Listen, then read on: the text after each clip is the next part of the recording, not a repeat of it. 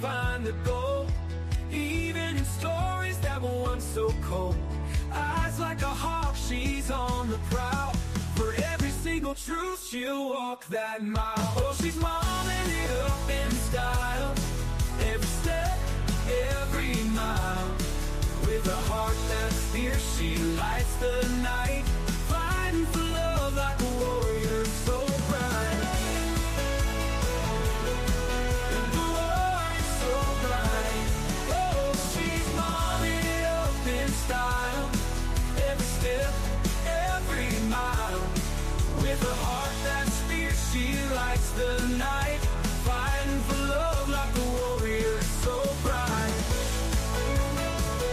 Oh, so bright. Warrior so bright. In the counselor's chair, she's got your back. We're going to start in a few minutes, so grab a snack, a drink, a coffee. Dr. Phil vibes, but 10 times more open heart, burning heart. She's the one they adore. In the counselor's chair, she's got your back. Advice so smooth, never gonna lack. Dr. Phil vibes, but 10 times more open heart, burning heart. She's the one they adore. Seeing the good, she'll find the gold, even in stories that were once so cold. Eyes like a hawk, she's on the prowl. For every single truth, she'll walk that mile. Oh, she's momming it up in style, every step, every mile. With a heart that's fierce, she lights the night, fighting for love like a warrior so bright.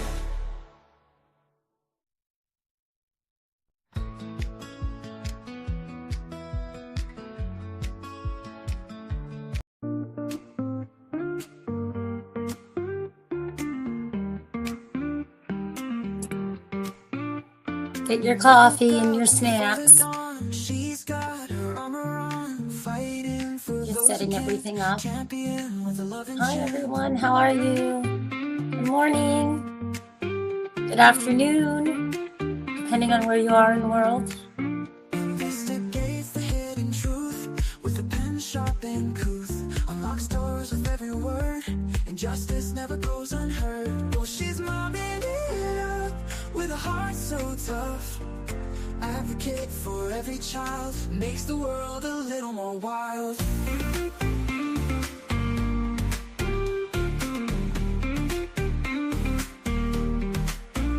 Canceling in every call, patching up before the fall. She sees the good in every face, spreads hope all over the place. Like Dr. Phil with a softer touch, opinions firm but love so much. Her guidance is a shining star, lifting lives both near and far. Oh, she's momming it up with a heart so tough. Advocate for every child, makes the world a little more wild.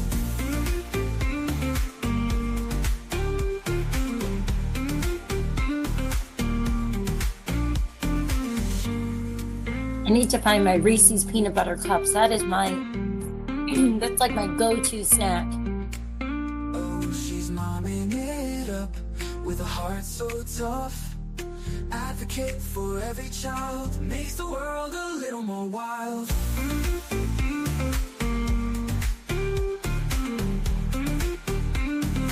Makes the world a little more wild.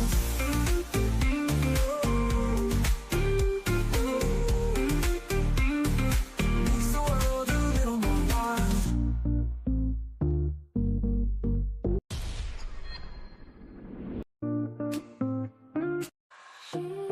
Force of nature, strong and kind, voice for those who can't speak their mind, sees the world through a lens so clear, finds the truth without any fear. Oh, she's momming it up day and night, with a heart that's glowing bright, helping those who need a hand, guiding them to understanding. Counseling hearts so wise and true, in her mind visions of the new, sees potential minstrel in every soul. Loves her compass, loves her goal. Oh, she's modeling up day and night, with a heart that's glowing bright. Healthy loves who need a hand, guiding them to understand. Counseling hearts so wise and Do I get this to stop? Let's take it all down. Alrighty. Oh, geez. That hurt. I hit my kneecap. Oh.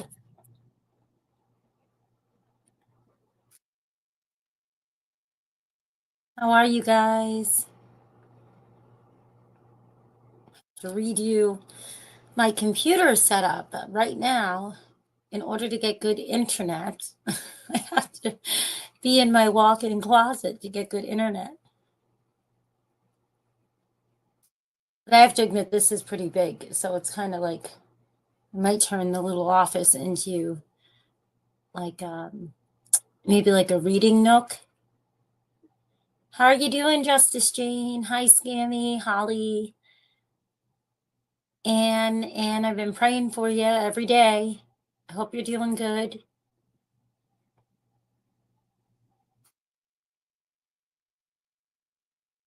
I hope so. Why is there some?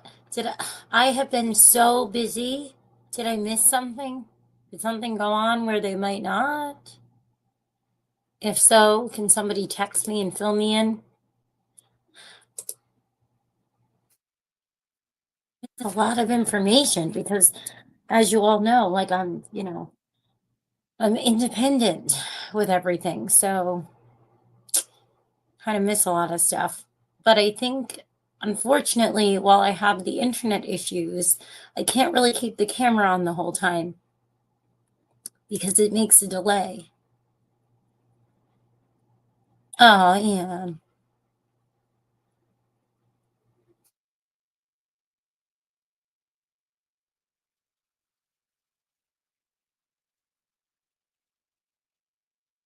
Oh, cookies are delicious too. So I wanted to show you guys and talk to you guys about a few things that I've been going over. Oh, yeah, I saw that. But I thought it was airing on Monday nights. No, I'm going to have to go back and check the schedule. I'm leaving tomorrow.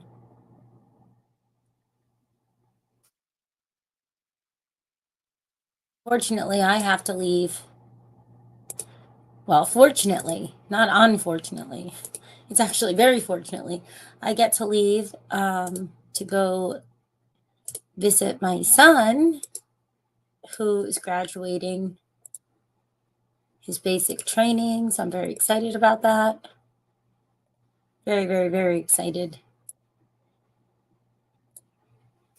See him, but then I'd miss it, so I'd have to listen to it on the replay.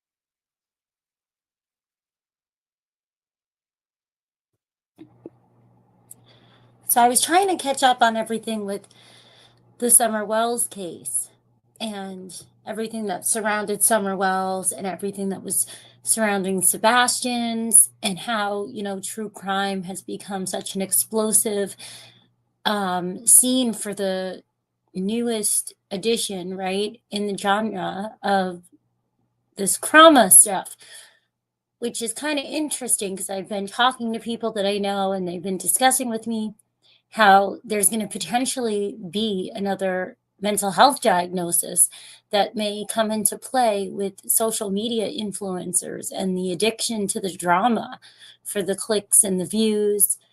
And it just had me thinking about everything going on in some of the cases. And I found it really interesting how, we watch soap operas on TV and you get people that right, you're an actor, you're an actress, and obviously that's something that's gone on with content creating, right? Like there's acting and all kinds of stuff that goes into production. when it comes to content. And for a lot of us, we've been talking about like the balance. There's like this fine line balance, right, when it comes to social media and entertainment, when it's an active missing persons investigation or an active ongoing case.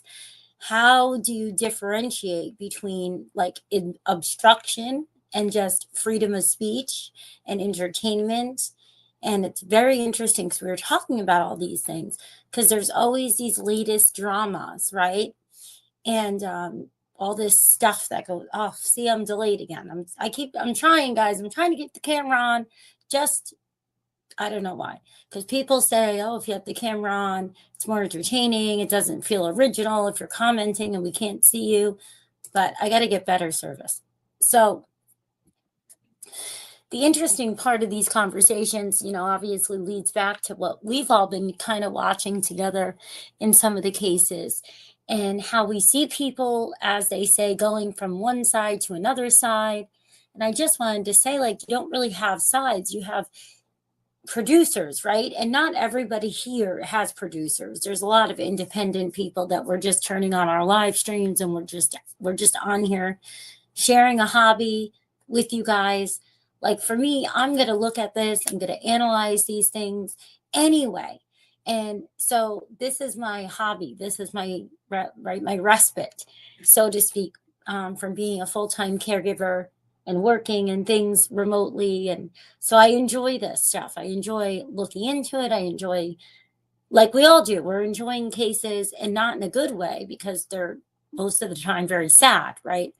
But there's a phenomena with a lot of us that we like to analyze, and we like to think, or we can relate to certain things. So it's like, a support.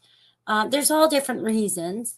They're not bad reasons, although bad does creep in, right? So there is a statistically higher level of having psychopaths and real wackadoos in our in our little family here on the YouTube streets that they call it. So be careful, always be careful, especially with deep fake. And we're going to get into that on my show next week. I'm going to try to do that on Monday night, where I'm going to have a special guest come on, and we're going to be discussing the seriousness of being protected with how really accessible deep fake is. It's easy to manufacture people's conversations, voices, all kinds of stuff, but that's for next week. So one of the things when it comes to all this that we keep talking about is there a line? There used to be a lot of rules. So back in the beginning of YouTube, there was a lot of rules, and you knew not to do certain things. You wouldn't share another person's live stream. You wouldn't review it the same day it came out. You didn't talk about people's real lives. People stayed in their lane, and you had like a moral compass, so to speak. You didn't take a trauma and turn it into some sort of mocking entertainment. And it seems like sometimes lately, it seems more blatant that that's happening, and it's kind of gone off the rails. And it's triggering for all of us because we're all human, right? So I'm not trying to be professional when I'm talking with you guys. I'm trying to be myself as much as I can. And with that comes me, right? I can't just sit here and go over and talk about case after case after case. I'm going to be honest about how I got into really focusing on true crime, because I used to just like to blabber and talk about different things and talk about cases and talk about, anything that was interesting. It was just my thing. I just enjoy not being in an echo chamber and talking to other people about interesting subjects, which is kind of hard these days because people get mad. We can't share each other's opinions as easily and be respectful.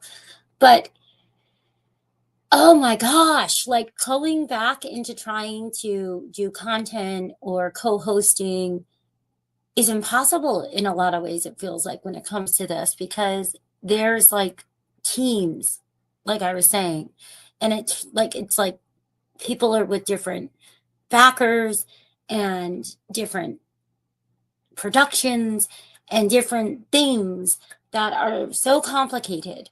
And I don't get how it happens in the missing children's cases, because we're here for the missing child. So, like, which I've shared with you a lot, came for Sebastian mainly as my first case to discuss, not intentionally. It just happened because of relocating to the area in which this child disappeared, all different things.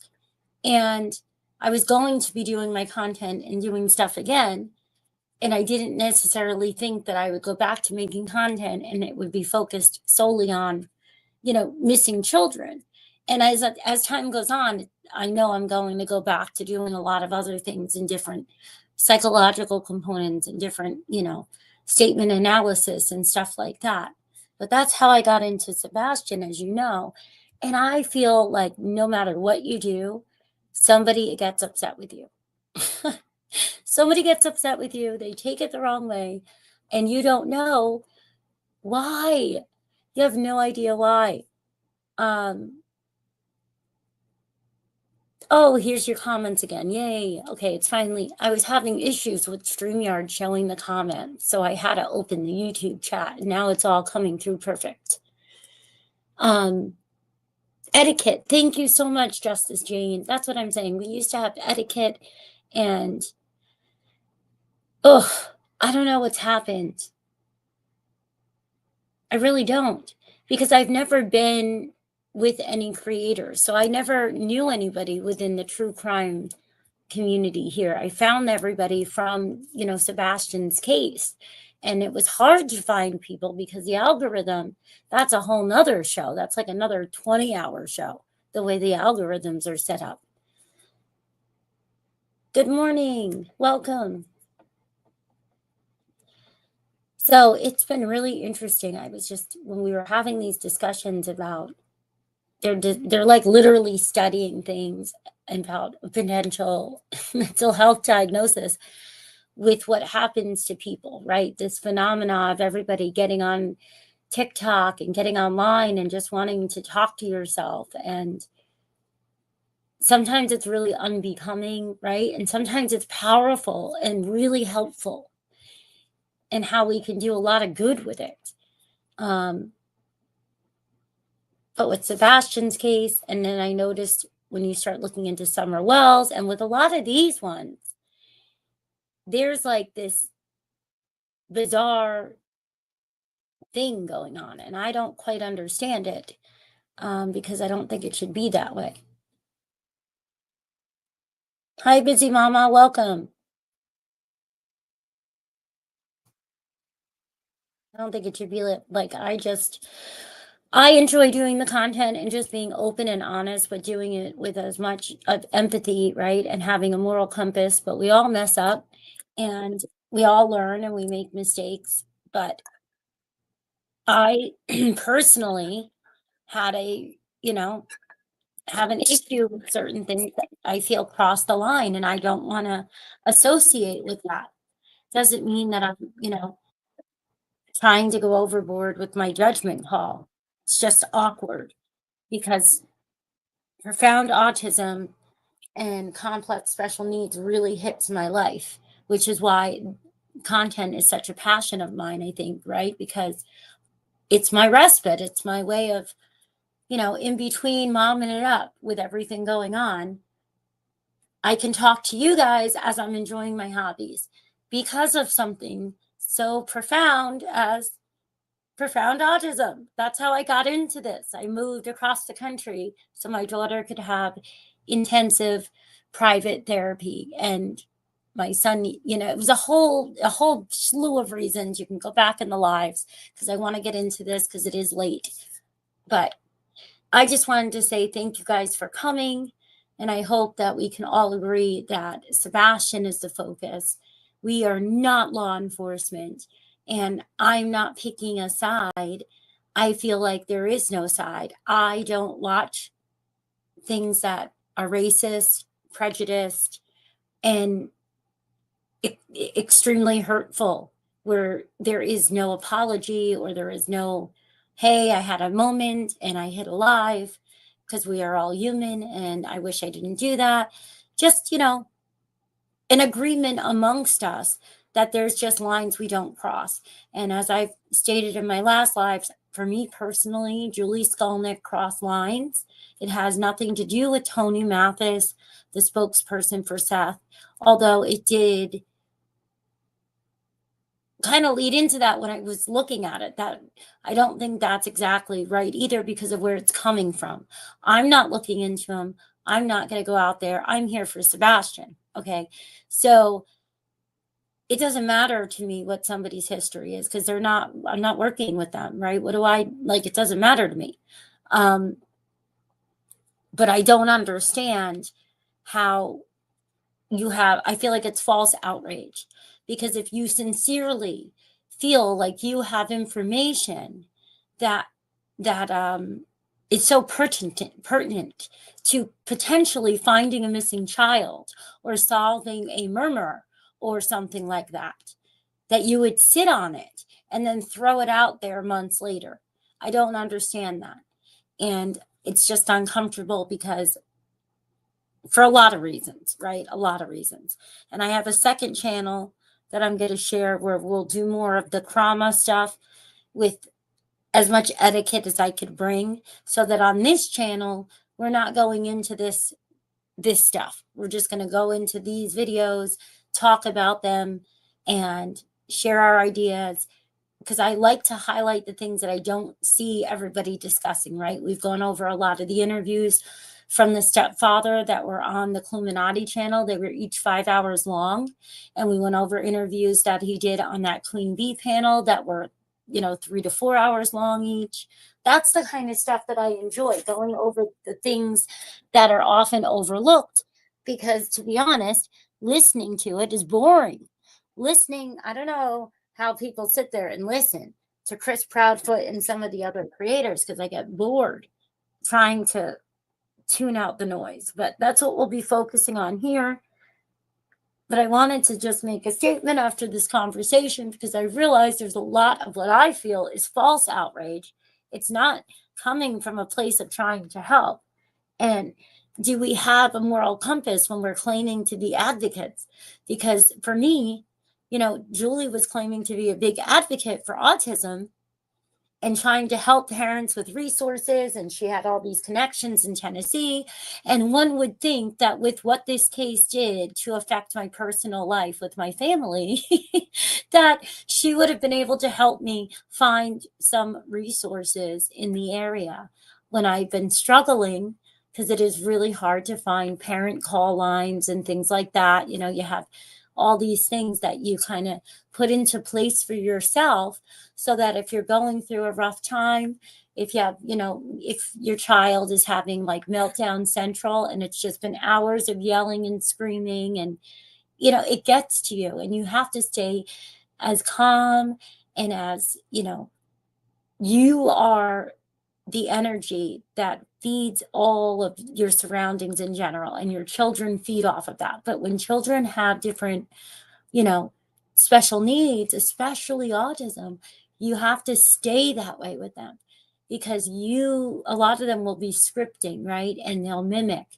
And it could be very hard when they're having a really rough day. And those are vital resources to some of us that I had been lacking when I moved. So it's a trigger for me, and I don't want to get that way again. I'm hoping in the future that while things will touch you on a personal level, that I won't really stumble on people that actually trigger a personal level, and I don't know. You guys know that have been watching, but everybody was talking and communicating, and like Julie made a video and tagged me in it, because people went to her and asked her, because I emailed her, because she said she had all these resources. She did a show to call her and she would try to help you. And I'm not going to discuss a lot of the stuff that's happened in our personal life on a live. It's not going on the internet, because it's Sebastian Rogers who's missing. So what happened to me and my family is our story, and I don't want it to take away from the boy that everybody's taken away from, right? So I was trying to discuss and do things without having to make a live and say, hey, this is what's happened from covering this case since I moved here. And yes, I could really use your assistance, Julie. This is insane. So people were very nice. And I tried to privately explain to her why. And then, she just wouldn't answer, but she'd pretend on the lives that she was trying to.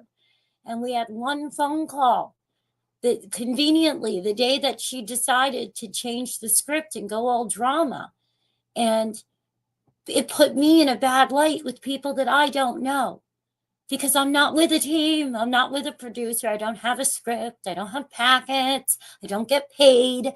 So it creates all kinds of turmoil. And it's like, come on, I don't need any of that. This is my break, because my real life is a lot like what Julie cries about, even though she's not a full-time caregiver, right? We hear about her being a caregiver 24/7.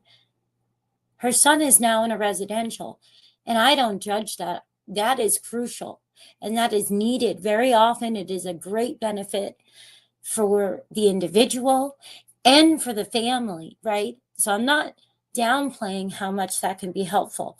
But my goodness, when your content is literally advocacy, activism, and how I swear the woman has an onion in her sleeve. When she cries, she holds her hand up to her eyes and has an onion in her sleeve, because she doesn't even have the boy that she says, that her content is on. So it was just a lot. It's very annoying. I think it's rude. And I don't understand how any of this helps a missing child's case. So, I don't know. But that would definitely be, if we're talking drama, crama, those kind of things are my triggers. I could definitely go off on that kind of stuff, because I just see no place for that kind of manufactured content. Okay, because real life and hurting people and doing that and pretending and everything, that is not, what are we doing? What are we doing? Okay, can we not do this stuff? Let's help if we're going to try to help, right? Let's not hurt people. Let's not hurt people. Good morning, Detroit City Rock. How are you? Detroit Rock City. It's just very confusing to me. And a lot of people sent me emails and said, you're so hard on her. And I'm like, because it's very personal and it's not meant to be shared online. A lot of this created nonsense that's gone on shouldn't be online. Oh no, is the baby waking up?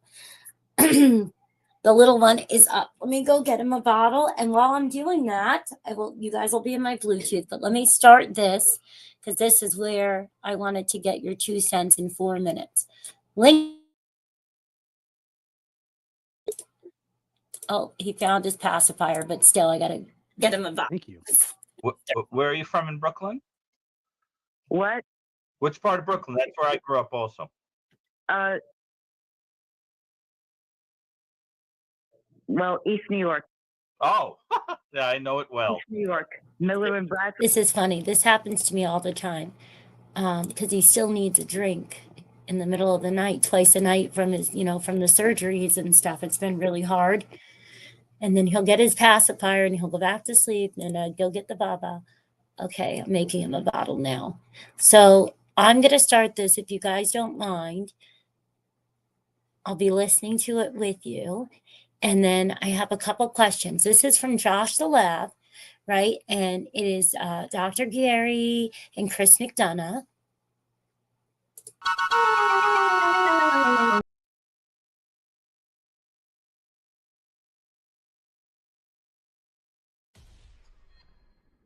First, and I also lived on the Lower East. And I used to also live on the Lower East Side of Manhattan by Brooklyn Bridge. Oh, interesting. I know all those haunts very well. Did you live near like Atlantic and Pacific? No. Do it's No, I know Brooklyn well, but I traveled mostly in Manhattan. I would just come home and go to sleep and leave. The area wasn't the greatest, so Yeah. you know, Well, the rent was cheaper. So you do what you can. yeah. All right. Well, so Chris, I guess I'll let you jump in. Yeah, to help on the question, and it's a great question, and also thank you for being the first caller. That somewhere will be found. Yeah, thank you for being the first caller too. So I've been following all of you for a long time. thank you. Oh, I didn't know. Thank you. You're welcome. You're very kind. So do I think I'm that sorry, you're going in and out on. I think Summer's case can be solved. I personally believe that. And I personally believe that if you put the right temperature into the turkey, then it'll be cooked and it will tell you where she can be found. Meaning, hello? Yeah, we're still here. I just mute you for a second because it seems like there's a little bit of delay. But yeah, Chris believes, and I do as well, that it will be solved. It's just one of those cases that seems to be taking a little bit longer than. It's a heartbreaking case. There's no question. It's heartbreaking. Yes. It's very heartbreaking, what that little girl went through. It tears at my heartstrings very deep. And one of the things that does concern me, and I know this may not be appropriate for some because I know Chris used to work in law enforcement. My concern, I'm not going to use any full names. I will use initials. I'm sure you'll know who I'm talking about based on the situation. He's from LE. RL, that's on the case. Yep. And the concern I have is what his own son got arrested for, which indicates to me that he might be, the head officer on the case might be somehow involved. I could be wrong, but I have very good street smart instinct. And there's just something about the way that man is handling this case. It creeps me out. First of all, Candace won't allow them on her property. Excuse me, you get a warrant and you go down there and you start digging. You don't need her permission. You go get a warrant. A child is missing, possibly presumed deceased. That case has to be really beat off. Can't disagree with you. And a lot more could have been done on this. What? I'm sorry, you broke up. You know what I'm thinking, who I think is involved. I'm not even going to say it. I think that the family is somehow involved. I mean, Grandma disappears shortly afterwards. Don goes to jail. Candace is out there acting buck wild, and it's like the little girl never existed. Yeah, I mean, and somebody has to care. I mean, it certainly does feel that way. I'm sorry. I said it certainly does feel that way, and it pisses me off because I grew up in an abused child. Yeah. Well, we are so sorry for. Keep going. I can't hear him. It's so sorry just to hear you say that. I understand what she went through, which is why I'm so personally involved. Well, I survived. The difference between me and that little girl is I was strong enough. I was resilient. I survived. Who stood up for her? The whole church was involved. The neighborhood was involved. Who spoke up for her when she was still there? Nobody. But as soon as this little girl goes missing, I mean, I'm not referring to you guys because I know you had an invested, interest in this case because you care. But everybody on YouTube, not the three of you, wanted to make money on her. But not one person gave a hoot when she was still breathing or still, in hindsight. Yeah, it's a great analysis. And a lot more could have been done to find that child. I'm sorry. Yeah. We absolutely agree. It's just the truth. I mean, children need to be protected. 1000%, Allie. Thank you so much. I don't know. Isn't there any other outside? Go ahead. All right. Well, I'll let you guys go. I'm sure you have other callers, but I just wanted to ask you if you thought that maybe there was any chance that they would reopen this and do more work on it than they're doing, just like they're doing on the Gilgo case. You know, something. And do more. Because of the delay, It seems like everyone just forgot about it, and it breaks my heart.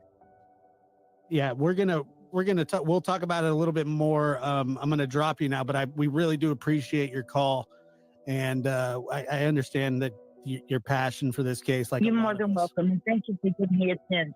No, not a problem. Take care. Aloha. Yeah, it's just heartbreaking, and I thought I would bring her back into the spotlight. You guys have a good night. Thank you. Thank you. Let me see here. Okay.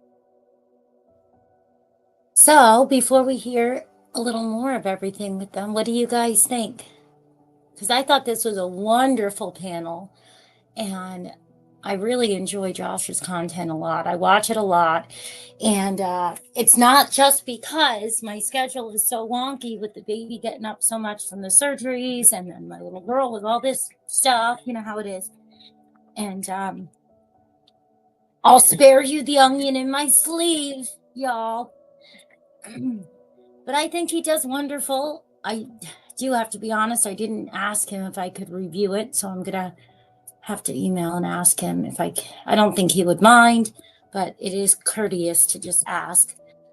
And Chris McDonough's great. Dr. Gary's good. This is like totally up my alley, this type of content. And then the way that he'll review people. Also, he has the Lab After Dark, which is why I had that idea of let me use my second channel, because he does it in a great way where you're just exactly the way I like it, right? Where you're talking about certain things, like how I was explaining why I felt like, JS was off the deep end of stuff. We were not having any moral compass. You don't care about people's real life. It's YouTube, right? And you don't do that.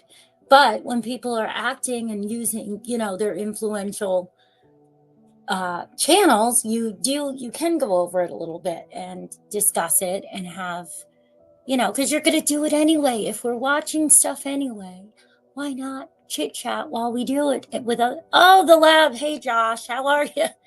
I just seen you now. Darn StreamYards. I hope you don't mind that I'm reviewing your panel. I put the link in the description and the link in the chat.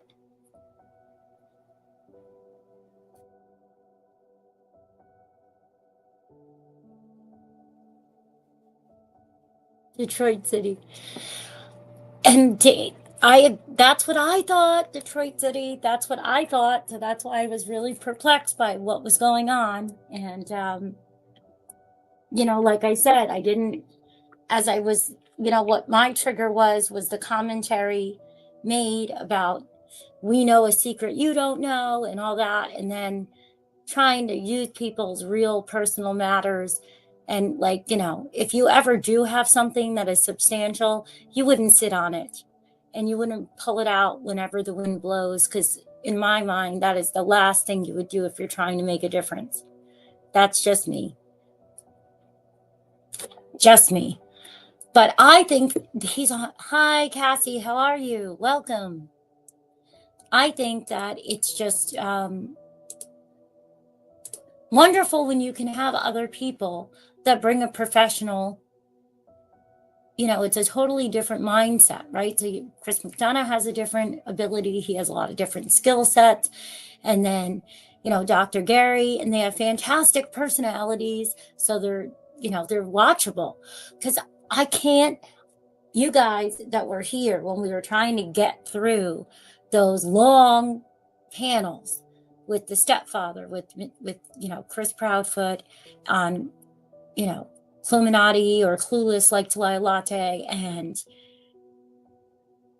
the bee. It was boring. It's really hard. There's no personality besides, cuss this, cuss that. So these kind of things are more enjoyable. Thank you so much, Josh. I appreciate that.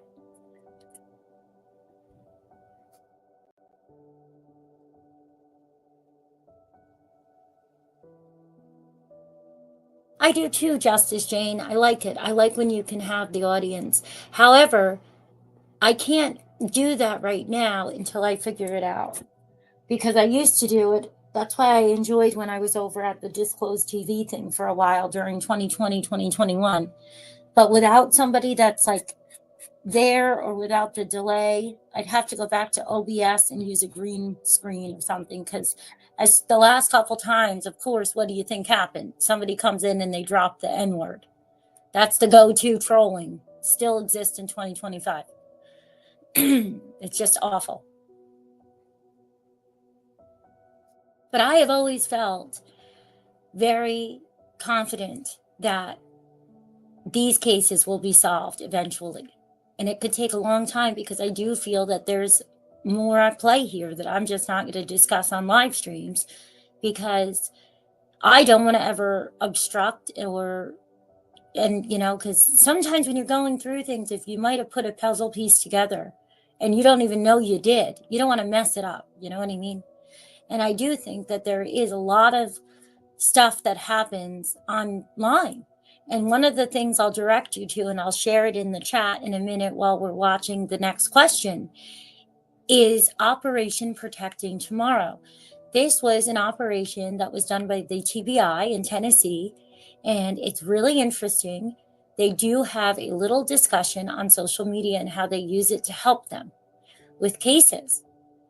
And I do think it could be a valuable tool, which is why I enjoy going over these interviews and looking at things outside the box, because you never know when there's hundreds of hours of junk of parents that are all over the place, and neighbors, and could be real. Is this fake? You don't know. But by going through it, you don't know. Maybe that's one little thing that's going to help somebody that's sitting in their patrol car, like a family member of mine. He's stuck in his car a lot, and he'll watch YouTube. And no, he's not Tennessee, nothing to do with Sebastian's case or anything. I'm just using it as an example. So you never know. You could be a benefit instead of a hindrance. Hey, KJ, how are you? Thanks for swinging by. We're reviewing a former live that Josh from the lab had, and I think it was in September. Let's see. September 19th. The link's in the description. I'll keep putting it in chat. And it's just wonderful because there's different calls, and this lady just was discussing Summer Wells and different things about the case. Is not, it's going to be 4 years, and I think a lot of people get worried that it's completely cold. I've never seen it that way. I think it's not cold. I think that what's going on right now, especially like with the billboards and discussing it, I think certain things are very solvable. They just take time.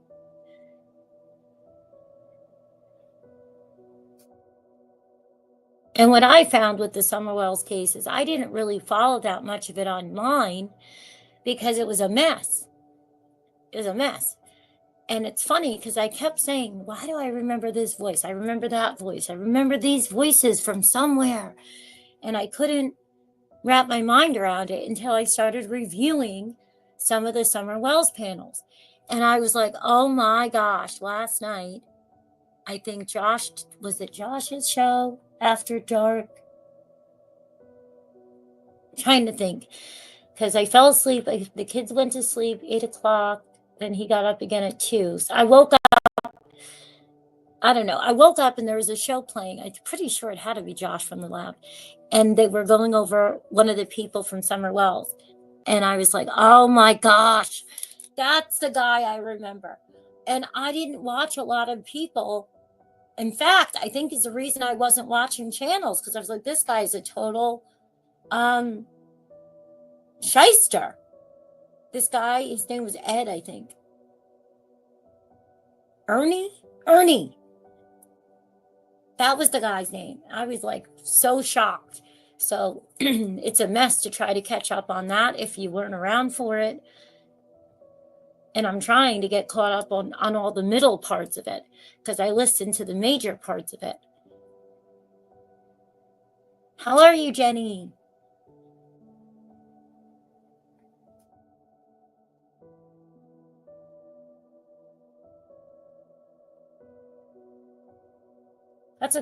That's a really good question, Justice Jane. I don't know. I'll have to look into it. Wonder how far I am from that area. I don't even know. I'd have to look. I'm wondering if there's any parts over by where Summer Wells was that you could put billboards, or we could put up some yard signs. I'm a big advocate for the signs. Obviously, they have to be placed in, legal places, but I think it would be a really good idea to put up some of the yard signs, and then, some trail cams, and see if anybody comes over and grabs them and gets mad and takes them down.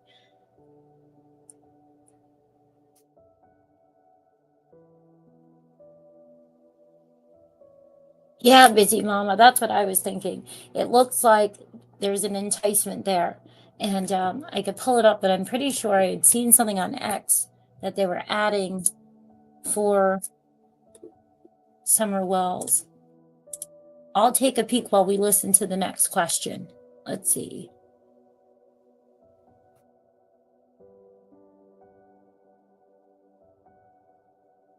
Oh, Justice Jane. Yes, I agree with you. Something I don't understand, Justice Jane, is how people get so triggered if you share your personal beliefs, because I don't shy away. I believe in Jesus Christ as my Lord and Savior. I'm not I'm not in a denomination, and so I'm not really a Bible thumper, but I don't know why people don't stand up for what they believe in. You still respect everybody. You're still kind to everybody. But I think it's important, if you can't stand for what you believe in and who you are, then what can you stand for?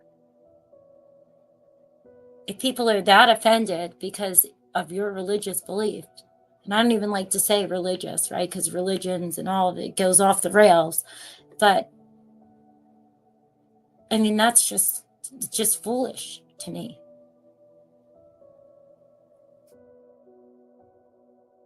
It's a shame, but I've seen it. I forgot what show it was. And like 400 or 500 people left when the guy was like, oh yeah, I believe in Jesus. They're like, well, now I can't listen to you anymore. It's like, oh, good riddance. It's like, that's ridiculous. Look, I've even listened to that atheist channel that Sebastian's father went on before, trying to understand and listen to them go back and forth, and I found it interesting. For me, it's the energies. I can laugh at certain things, right, and get into certain shows and it's funny, but it's the yelling, like when it's constantly like really negative, that after like 10 minutes, I feel like, ugh, and I just can't tune into it, unfortunately. Yeah, it was ridiculous, Jenny. It was one of the news. I don't know. I think it would have been Steve Lookner from Agenda Free TV when he first launched, and I was doing his head modding and helping train the mods. There was a lot of interesting dynamics that were going on there.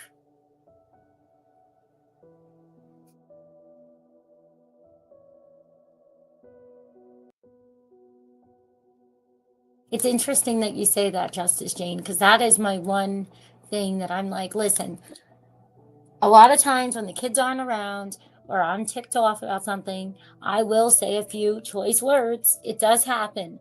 But the one thing that, my Nana always, I guess, kind of, what's the term for it, drilled into my head, so to speak, never say that. Like that over everything and anything. And I find it interesting when people are the first ones to do that, when they claim to, believe in God so much. And it's just interesting to me, because I'm like, well, then that would be the last one that I say, because to me, that's like the ultimate curse word, right? Because everything else is manufactured by us. We decide to change descriptions to wording all the time, right? And we can turn any word into a curse word. If enough people do it and they use it in a certain way, the next thing you know, it'll be a curse, But too much of it, like, it's like, I can get every now and then, like you know, the B word, oh, you're such a B or something once in a while. Like, I don't know. But when it's constantly and stuff, it's just like, or the yelling. But I thought that channel was interesting because I like to hear people's perspectives, opposing perspectives, and like healthy discussions and debates. But it's not really possible anymore. I feel like people just don't want to debate or talk or share, and I don't understand it. I had a debate with a woman last week about the difference between eloping and bolting. They're the same thing. When kids used to just take off years ago, they say, oh, they bolted. Now they call it elopement. It's the same thing. But this lady was like livid. She's like, you can't call it bolting anymore. It's only eloping. I'm like, oh my gosh, I just can't. This is why I want to go online and just chat with people. Like, this, like, too much. Too much.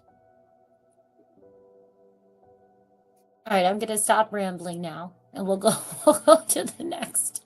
And I'll look that up on X. Let me just see if they did confirm the additional reward funds.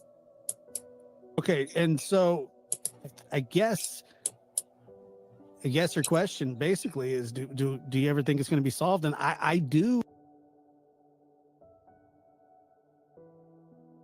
think it will be, but it freezes. know that a lot of these cases, no matter what I do, guys, I'm gonna have to just switch over before the next live, because no matter what I do, if I have this on, it's whacking out the computer for some reason. I guess your question basically is, do you ever think it's going to be solved? And I do think it will be, but I know that a lot of these cases, and Gary, Dr. Gary, you know this as well. Some of them take years. You know, it's not because people are criminal masterminds. It's sometimes there's just not enough evidence. But what I think you guys you're being very delicate. But I personally, I mean, look, it breaks my heart to say it, but I think I agree with you that there'll be a break in the case, but I think it's a long shot that the child will be found alive. Oh, I don't think she's alive. Right. Yeah, because I've said that for right. I think we would all agree from a professional perspective, it would be very rare for a child to be gone this long and then turn up alive. I've heard some theories of the case that are real stretches, you know, that would make it possible for her to be, but it breaks my heart to think that the most likely probability is that you know, the reason that she's not turning up is probably because she was eliminated by somebody with a need to do. And my email is 411ccn@gmail.com. And I do have a long drive tomorrow because I'm going to my son's graduation at the military base. So please email me. And if you need to chat or vent, I'm going to have a very long drive, and I would have no problem listening and talking with you. So please don't hesitate. Don't hesitate. I can be an ear that's willing to hear, even if I have to put the mute button on so I don't blabber on. I hope you have a good night. I'll be praying for you. Please, everyone, if you can, say some prayers for Anne or positive energy her way, if you don't mind, because she's really going through it. She lost her son. Do that. So let me just rewind. Normally, I don't like to intercept mid-conversation, but I think it's important because without all of us talking and being there for one another, what's the point of going live, you know? I know people get perturbed when we do that and when we pause, but that's the whole point of being here, is so I can communicate with you guys. And I appreciate all of you that come. The reason that she's not turning up is probably because she was eliminated by somebody with a need to do that for some reason. I intentionally used the word eliminated because of my own hypothesis of the case. Because, you know, I didn't say killed by a predator for a reason, because the evidence simply doesn't point that way. Wouldn't you guys say? Yes, I've always felt that the people that were closest to her have direct knowledge, if not complete involvement. But it is hard to just without any actual evidence. It's really hard to kind of cast that on somebody. But this is a case that I was in on early, seen a lot. I've talked to Dawn, I've talked to Candace, I've talked to people that are close to them, and it's just not a normal. It's just the way that it's been handled. It's just not, doesn't feel right. It never has. But let's keep moving here because we do have another call, which is surprising. And let's go 239. You're on the air. Hey, Josh. Hello, Chris. Hi, Dr. Gary. It is Love of Scorpio that you usually see in your chat. Oh, hello. Aloha.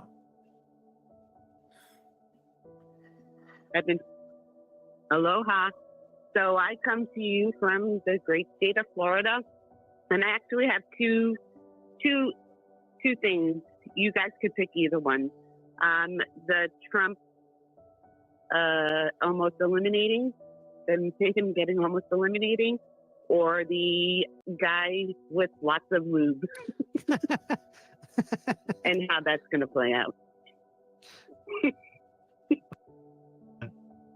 Where they think they're above the law because of their. Sorry, guys, I'm just trying. I had the timestamps and I erased them because the notepad doesn't autosave. Well, what's very interesting about this case and disturbing is that Diddy, 10 of them, I believe, so far, if not more, on the way. And then, so you get more and more and more of these, and they're looking at him going, with that, then the Cassie video where he assaults her in the hallway, all these lawsuits kind of started matching up with what each one of them were saying, and they said, it sounds like we have a criminal case here, not just a civil case, and that's kind of why it took so long, because I think it was almost close to 5 months ago that they raided his home. Then they had a grand jury today. People are saying, that they're going to start cooperating with investigators and I think that they're going to bury him. I really do. And I don't think they're going to let him out. I think they're going to hold him over until trial. Yeah. Well, what's very interesting about this case and disturbing is that what it suggests is not only a person who, was a control freak and held a kind of cult-like influence over, people and wanted to keep what could be used as blackmail video footage and so forth, but that really it was a kind of network, like a vast network of people engaged in this sexual humiliation and abuse of male and female people that would sometimes be abused for days on end in these freak-offs. Lord only knows what they were made to do. I mean, I wouldn't want to be on that jury, to be honest with you. Those of you who have copies of The New Evil know that in part 1 of that book that I do with Michael Stone, when I'm discussing the scale, I talk about people that are really closer to like cult leaders that like to kind of oversee a criminal operation. They sometimes aren't the one that directly hurts the people or directly, runs the sex ring, kind of a thing. But they hover above it, and those kind of people are profoundly narcissistic and have almost a sense of entitlement, where they think they're above the law because of their power or their money or whatever, but they're sort of pulling the strings. I think what we're going to learn is that if he is guilty, that he has this colossally arrogant, aberrant personality where it looks like this is about sex, but it's really about the thrill of sort of having all of these people be puppets that he has power over. Wouldn't you say, Chris? It seems like a gigantic power trip. Yeah, I mean, the reason I wanted you guys to listen to this part is while it's not the same, we do see a lot of these same dynamics, right, that go on even within social media with what happens, right? How people will bully, intimidate, try to blackmail. And that's why I think it's really dangerous without proper kind of ethics between different influencers and different creators and different content creators, right? Where we have a moral compass, where we have unity in some forms to not accept, condone, and support certain things, because we're having the rise of different deep fakery with AI, right? That I was talking about earlier. So we have to be careful, because we can do things for the good with creating content and talking about cases, or keeping cases actively in the algorithm and trying to keep it going, to keep especially because missing children is not something that a lot of people really even like to scroll through when they see it in their email or on their social media, because it's such a sad topic, right? It doesn't make you feel good. But it's very risky, because when you have very bad people, evil doesn't discriminate, as I always say, and it can come into anything, anywhere, at any time. Things could be taken and used for bad. And we see a lot of these things that happen, right? And it alienates people. And it's just a lot of these things I've seen, and I think we've all seen, that have happened sometimes even within some of these true crime cases. Also, I posted links for the book that that Dr. Gary Bricado is talking about, and I posted some links in the chat that he wrote. He's nothing more than a pimp. That's what I was thinking, like a control. Yeah. Control. Years ago, I mean, real fast, I was a vice detective from 1984 to 86. And then from 86 to 89, I was a dog handler. And then in 90, I got into homicide. That was kind of my career path. But this guy, if you want to see who, and I love that terminology, cuff daddy. If you want to see who this guy is, what this guy's all about, to your comment about Cassie being a hero, this guy, you see him coming down the hallway in a towel, and he's brutal to her, and that's who he is. Yep. That's his secret persona, right? And the fact that he turns back to her and kicks her while she's down, that tells you everything you need to know. Because we're going to see him now in a suit and all this other stuff, but in reality, who he is and what he is in that hallway. And that's how he treats women. That's how he probably treated his mother, even though that relationship appears to be some type of, functionality of some sort. But, I said the other day, he better put his seatbelt on and buckle up, because if they tie him to the other homicide in Las Vegas, he's going to be going for a ride.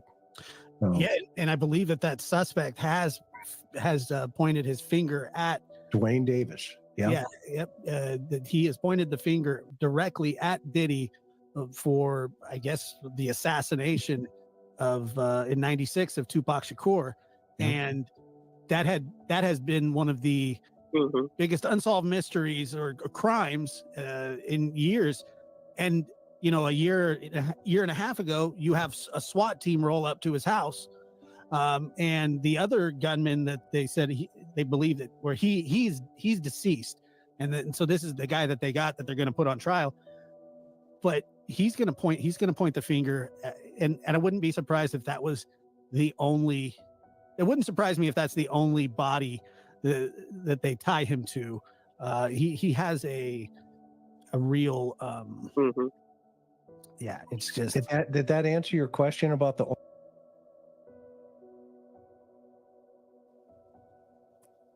So I just thought that was a good topic, and it kind of helps, connect dots that sometimes when you see certain scenes and you hear certain people, right, when they show you who they are, that's who they are. So you can imagine how they really are, right? Like he said, that horrible incident in the hall and everything like that is probably exactly how they are in regular,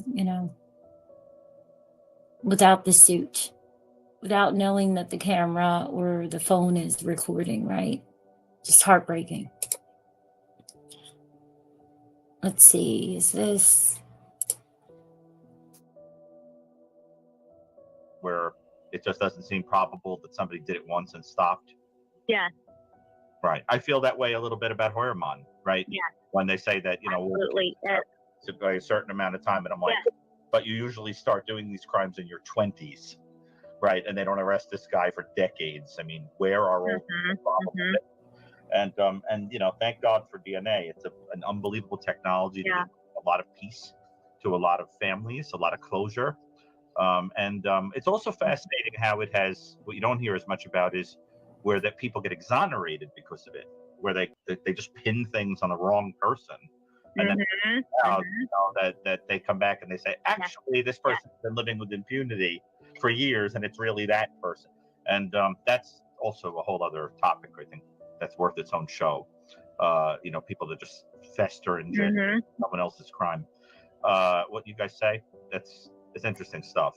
Do you have any thoughts on that other than what I said about how one of the clues of whether there are going to be other victims is what you see at the crime scene?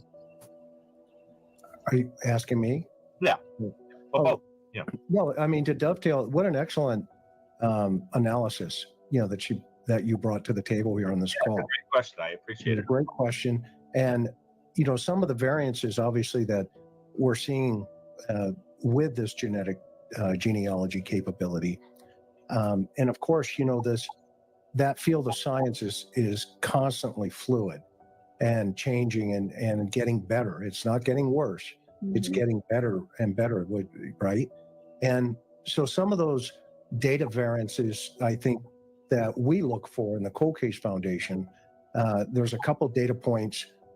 One, obviously, the type of, attack and the contact site in relationship to, we look at the sexual behavior, we look at the, just the physical behavior, the suspect's behavior, the victim's behavior.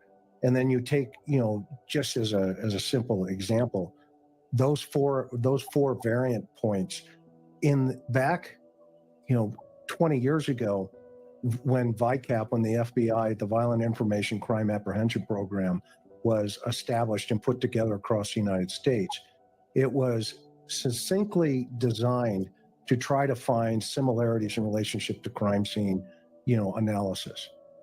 And so as homicide investigators, you would have to fill out these forms, and then you'd send them into Quantico, and NCIC, if you had a hit, they would send you back this teletype that says, hey, up in LA, they've got this one, San Bernardino has this one, yada, yada, and just as an example. And then DNA comes around in the early 80s, and nobody really knew what it was until about 1991, 92, when it really started to get introduced heavily into the court system. And everybody's going, you mean this is like the person? And, then of course it started to evolve. Right. And, so to your point, they started going, everybody started going back, guys like Dr. Bricado, Michael Stone, Larry Simons. There's a whole bunch of guys that started going back and going, hey, wait a minute. Okay. Why are these potentially one-offs? And if they're not, what are those variant data points that are telling us, no, there's more to this story with this crime? And I think your point is really fascinating because there are those anomalies where these folks have committed this one and done, and they've, next thing you know it, they're the mayor of your town, and 40 years later, DNA shows up and they're like, no. Yeah. Okay. Is that right? Does that make sense? Yeah.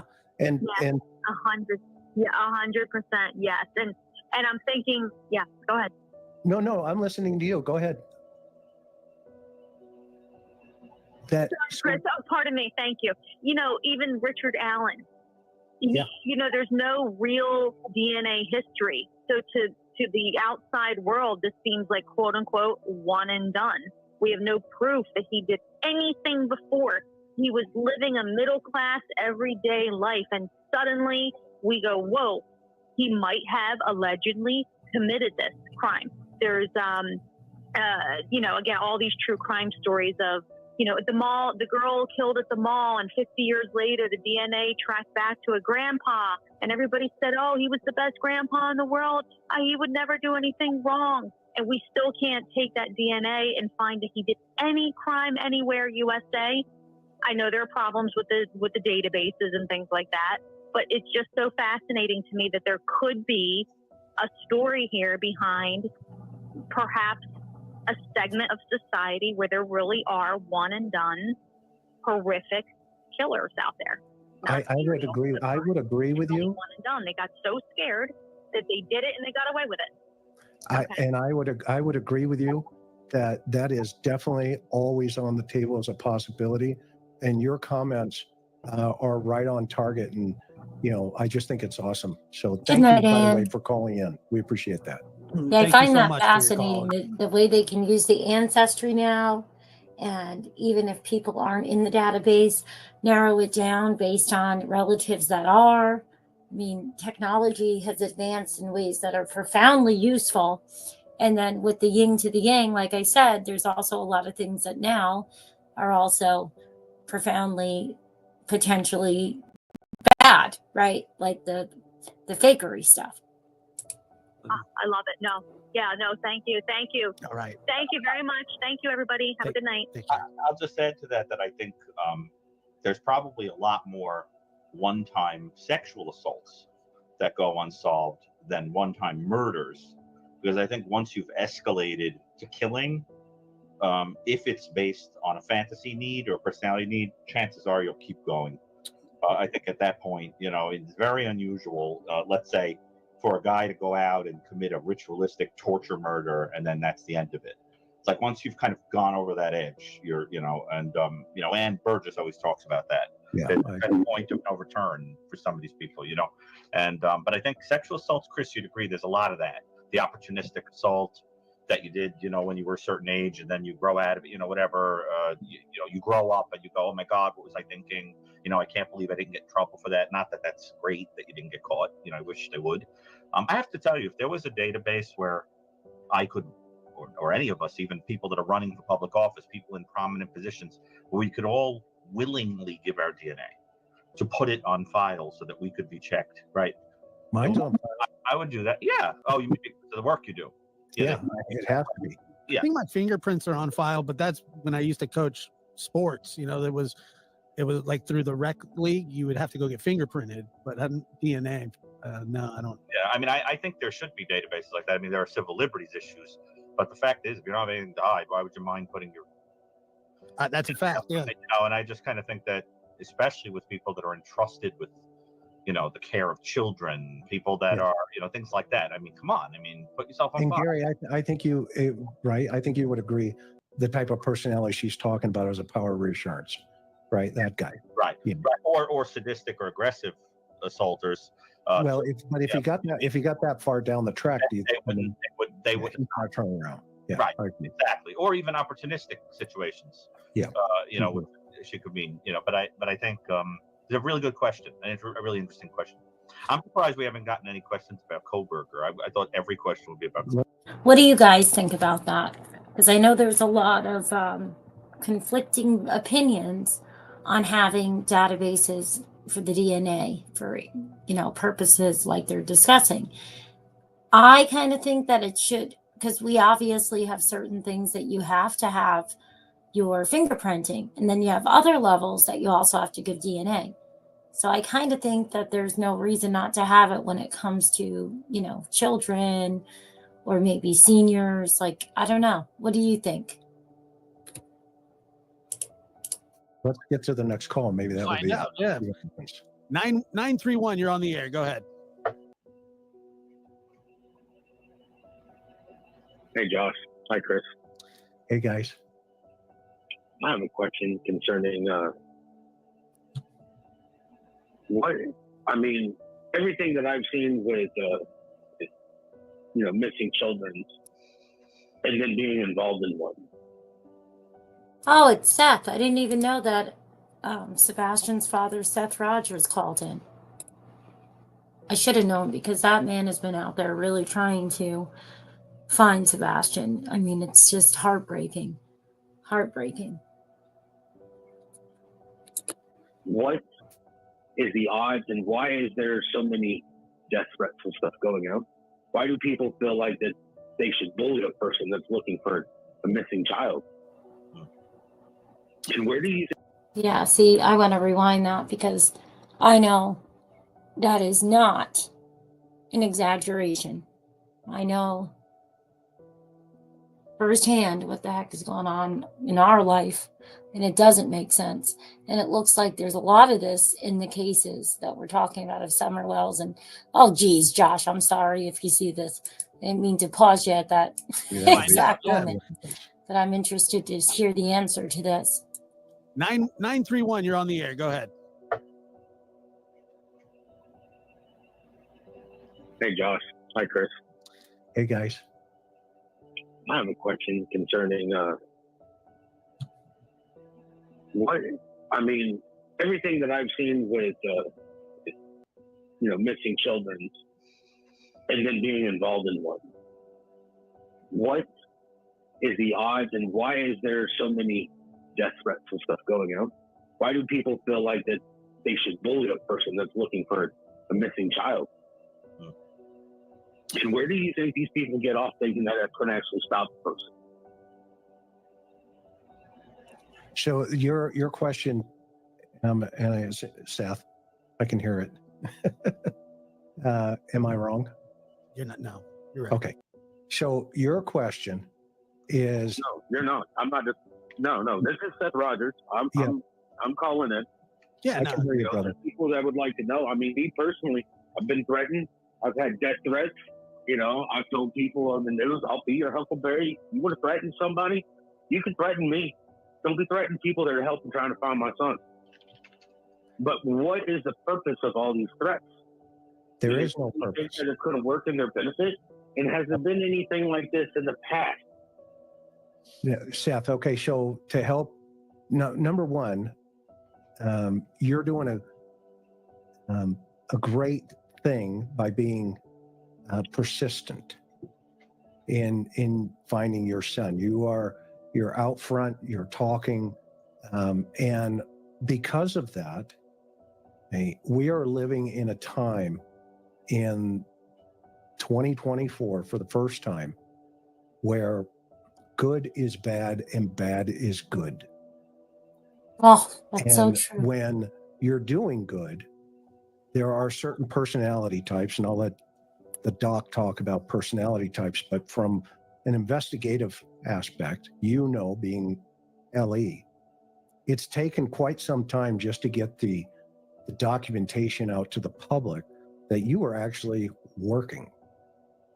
And you and I have had many conversations behind the scenes where we've both agreed that if somebody is doing what they feel is helpful, which it's not, by threatening, okay, but that is a safety mechanism for them. Okay, they're throwing that up because it's what we call projection. Okay, and when people do that, they are hiding something. Exactly. That's what that means. And so you have to take, unfortunately, you've been placed into a position where you've got to wear that jacket for your son, for Sebastian. And you have to take those rounds coming down range. And that means at some point, okay, when this is resolved, everybody's going to look back and they're going to say, who was firing those rounds downrange? And you're going to be able to be in that position to say, I felt them. Okay? And that is not a club anybody wants to be in, ever. But when children go missing or vanish out of houses like this, there is a lot of anger that's thrown out. And unfortunately, if you respond to that anger, it gets worse. And that's my counsel to you as a friend is you've got to maintain, the course, continue to maintain the course, stay strong, keep the faith. And I know you have. I know. No, I think a lot of people misunderstand you, and you've heard me on even Court TV tell. I couldn't agree more. And it was so sad when everything came out and finally confirming, that Seth was at work. It's just, it rocked my world when it came to just, you can easily track back where that rumor came from. And boy, did it was more than a rumor when people are flat out almost putting a hand on a Bible saying that this man left his job for a couple hours, and it was complete hogwash with a real missing child coming from people that allegedly are trying to really find a missing child. We all know we haven't heard from that side, and when we do, it's sadly that side of Sebastian's family, and it's just, it was atrocious. And this is when September 19th, and I think it was last week of August, first week of September, when I started to find out that it was a completely made up that he left work. I couldn't believe it. I still can't. And they're still circulating that. I mean, I just can't, it's just shocking to me, but I do believe strongly that one day soon, hopefully, there's some sort of justice. It does take time sometimes, like Josh had said, sometimes it's 4 or 5 years. It really can take that long to make sure you have enough substantiated evidence, right? Because you don't want a Casey Anthony, and look what happened with O.J. Simpson. Everybody thought for sure, right? So, but I can't believe that, because when Chris McDonough just said that, it's true, because this is like the same time that I was waking up to finding out that the one thing that, I was so perplexed by and couldn't rationalize was if somebody left work, because I thought all 3 of them were in on it at first. Because I said, well, obviously, if the guy left work and there's a video and they're saying it's him with a ponytail and that's the what, it was all made up. It was all made up. That's why I say I don't doubt that we could see other arrests for obstruction, because I do think that we have a couple different things that were floating around, some that were real, some that were fabricated videos. That's just a hypothesis, I just try to look at all angles, because that was just so shocking. It's just so devastating and so evil. I mean, it's the only word I can say for it. I know it's sounding cliche and overused, but public. Look, the sheriff's department's got to step up and clear this, get him out of the circle so he can move on, so the public can move on. And the fact that your time cards now are out there in the public, I mean, that should have never happened. That was a law enforcement responsibility to resolve it. Okay. And, I don't have the answer to why that wasn't sooner, but did we not talk about this 3 or 4 months ago? We did. And I mean, you can check the date on those. I've had them for a while. It's just, I didn't see any point of putting them out because I knew that I was at work. No, I know that. But you see, I was at work. But then when somebody started saying that I had taken a break or whatever, That was 3 hours. It's like, I'm 3 hour break. I'd have been fired. What are you talking about? Yeah. And well, you know what? It's not like you get to take a 3 hour break anyways. Just stay the course, my friend. And I agree with Seth. That's why I personally was like, oh my God, how is this possible? If you have people swearing that somebody left work that were supposedly, with the person, I mean, it's just absurd. And it was made up. That's why I'm like, no, there's no way that certain people aren't going to get arrested, in my mind, personally. Because you thought like corruption at the highest level or something. It didn't make any sense. It's progressing. I'm sure of it. And I think the frustrating part of it is you are doing what I know. That's why I was like, when I looked back on it, I couldn't help but I was like, how did I really believe these people? But they were believable. Let me tell you, they were believable at the time. Had I seen some of the stuff that they did on certain channels and things, had I looked in, I never vetted people. I just figured, oh yeah, this person's there. They're real. This would be obstructing justice. They wouldn't be allowed to do anything and lie. And then it's like, oh, if I just saw what they're doing the same day, just somewhere else, I would have known completely. But because the algorithm doesn't share, right? You don't know. You're only getting the shows that were shared by links. So, it's just heartbreaking. Absolutely heartbreaking. None of it should have happened. I mean, the extent that those rumors went were not just online. These are local people. We're going around to local people, telling local people that the dad left. And we've played it before, but, like Bobby, the neighbor, she's even discussed that they showed her the footage and, it's just unbelievable. Just stay the course, my friend. It's progressing. I'm sure of it. And I think the frustrating part of it is you are doing what you're supposed to do, and the public sees it. Am I off base here, Josh, by saying and Gary? I mean, they're watching you, and they're watching the other folks too, and probably everybody in that neighborhood is watching everybody. I think where a lot of the disconnect comes is that people base their feelings on whether they like somebody or not whether they're a grieving parent with hurt in their voice. I can hear it. I can hear it in your voice.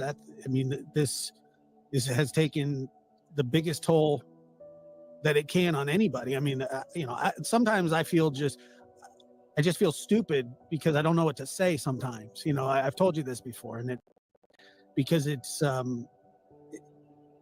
when people just go low just for content. My son's gone. He's missing. He's lost.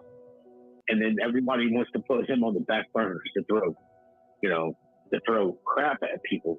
And it's like, I'm getting hit with it. Tony's getting hit with it. Everybody that's, and it's like, it's my duty to protect my children. But at the same point in time, it's my duty to protect the people that are helping me find my son. Because he's my son. And it's just like, it kind of never stops. Yeah. You and I haven't ever spoken before. It sounds like you've spoken to these guys before. I'm certainly very familiar with your story and some of the outrageous things that I've heard and some opinions people have and all that. And it does feel like it would be nice if people would let you be private with whatever process you're going through. I do want to ask, just to kind of humanize you for a moment here. I was hoping maybe you'll take a couple of minutes and just tell us a little bit about your son. What was he like? What is he like? To fill in the gaps a little bit for the public who know nothing about him except to call him a boy of such and such age who happened to have a diagnosis of autism, and fill him in. What was he like? What is he like?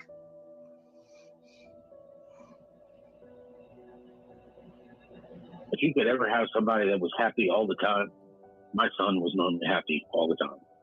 He always had a smile on his face. You know, he was always willing to listen, and he was always intrigued to learn something new. He loved his animals. He's got animal books in his room. He loved his video games. That was his way of getting away from the regular world, which we all need a break from. But then at the same point in time, you know, he liked to just go out, sit in a chair, and go fishing. You know, there was just, he would sit down in the living room. We'd watch movies on end, and he was just, well, what do you want to do, son? He was like, I'm doing it, Dad.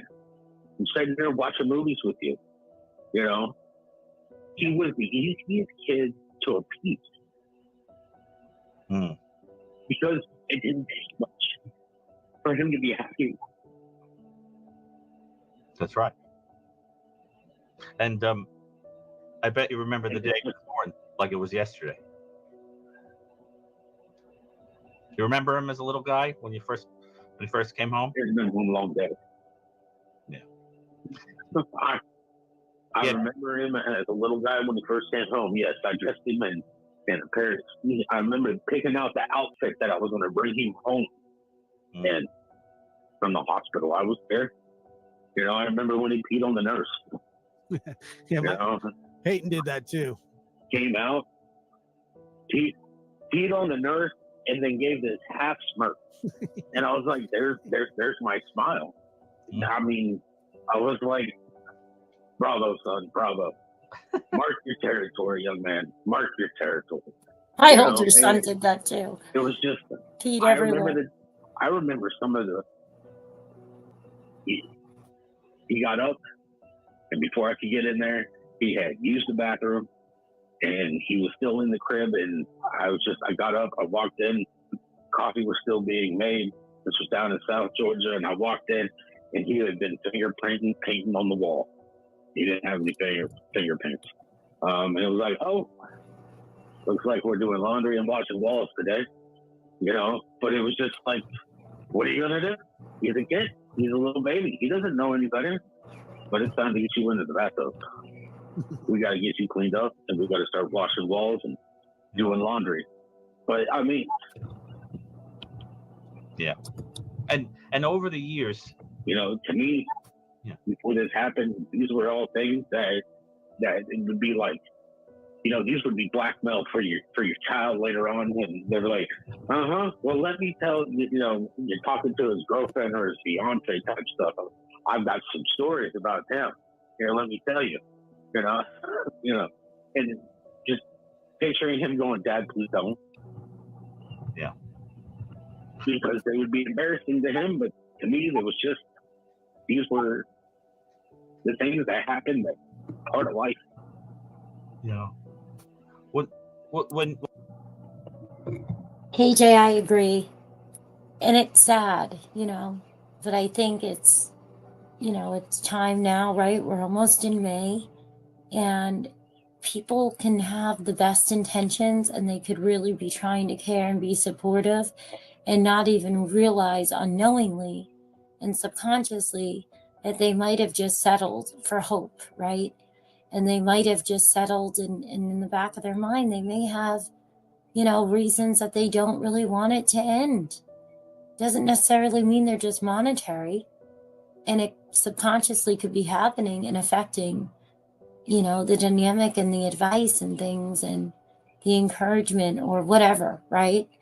And, but I think, you know, I think it's important that people talk and speak in a way that can have honesty and encouragement. And it's just sad because that's what I started out with, is like, there is so much happening that shouldn't be happening, because it should just be about Sebastian. It should not be any of this stuff. And it has an effect on his case, because if somebody is coming with good intentions and just trying to help, right, it could be taken completely wrong, because you have somebody that is not coming from a good place, that is pretending to, right? And they're just taking anything that the wind blows to try to get a rise and try to get a click and a view. So, but I do think that he is definitely going to get justice for his son. I think he's going to do what it takes, and I think he has. I just think that sometimes we don't realize, right? It's not always somebody has bad intentions per se, but what worries me is that, like, I think like Damon was talking about law enforcement, even, and certain people, they can get complacent knowing that you're okay with just hope, right? Not everybody is going to have a good intent, even though they may want to, but subconsciously they may think, well, he's okay with hope. When he was growing up, when he was growing up, and you were looking at him, as the years went on, was he the kind of kid that was very trusting, even of people that maybe were a little dangerous or sketchy, or did he have a kind of a good common sense on him? Did he feel out, I better stay away from that creepy person, or he didn't have a good common sense, but no, he didn't have a good common sense type thing. But at the same point in time, he was naive. I mean, he's a young kid, So he was a very trusting kid. Yeah. Sadly, that's just one of the things I feel like a lot of the children that I've encountered, that have certain, special abilities and unique abilities, like autism. Like, my daughter, one of the reasons I'm afraid of her, and I pray about it all the time, starting full day of school, is like, I need her to have a service dog. I'm so worried that she's going to elope, or, and then it's like my teenager, my older son, he was a great gut instinct and stuff, but my older sons are very easily my middle son with autism, level 1 they call it now, they're easily manipulated. But it's one of the beautiful gifts about a lot of the kids and individuals that have different abilities, right? You see it a lot with Down syndrome and things. So like children like my son with a genetic mutation, or Sebastian had a chromosomal deletion as well, they are very trusting and loving, and they keep that innocent spark about them, right? Sorry, this gets a little emotional. And that is so sad too, because with the nastiness of this world, right? There's a good, amazing, beautiful component of that, and then there's this part of it that is, awful. They can be manipulated and put into situations unknowingly, just sad. It has nothing to do with if they're smart in their capabilities, because normally they're smarter than us all. It's just this innocence and this naivety. It's just sad when it's exploited and they're hurt. Yeah. Seth, can I more likely who got that majority from me. And Dr. Gary, I mean, Seth, can I have a story that I've shared before that I feel I want to maybe give you some insight from a father who has lost a son 21 years ago. And my story. I've given it to you behind the scenes on the phone, you and I and others. But there's one thing that was shared with me a long time ago, and it was a man that was asked by a messenger from heaven to go into a canyon. And he gets into this canyon and he stops for a moment, and he kneels down and he says, "Dear Lord, you've asked me to come into the canyon. What shall I do?" And he has this impression to move forward. And he gets into the middle of the canyon, and there's a gigantic rock from one side to the other side of the canyon. And he stops again, and he asks God again, "You've asked me to come this far. What else shall I do?" And he has this impression, push. And he says, push. Why? And he hears push. And he reaches up and he puts his arms against this rock and he starts pushing. A month goes by, 2 months, 3 months, a year. And he's exhausted mentally, physically, emotionally, spiritually. He's out of gas. And he says, Lord, I don't know what to do. And this messenger appears to him for a brief moment. And he says, I have a message for you. He says, what is this? What? He says, let me see your arms. And he shows him these biceps. He says, let me see your back. And he shows him these quads that he's cut into his physique now. And the messenger says, do you see that divot? Yes. He says, grab it. And he reaches up. He says, now put your foot right there. And he puts his foot there. Then he starts climbing. And he gets to the top of the rock. And he looks over and he realizes it's the Savior. And he says, Lord, he said, I'm at the top of the rock. He says, well done, thy good and faithful servant. I asked you to push. I did not ask you to move the rock. That is my responsibility. I believe as you continue to push, God will move the rock, whatever that means. And so continue to have the faith in him and extend that faith. And just remember, when you're getting hate, they hated him. And you are a reflection of his grace. So keep pushing. Do not take it personally, because you may be doing them a favor as well, who are throwing the rocks. So thank you so much for doing what you're doing for your son. And I don't I don't think I've ever actually said a prayer ever online, but I would like to say a quick prayer if you guys don't mind.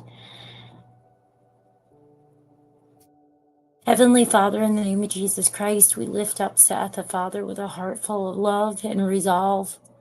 Lord, grant him unyielding strength and courage to fight for justice,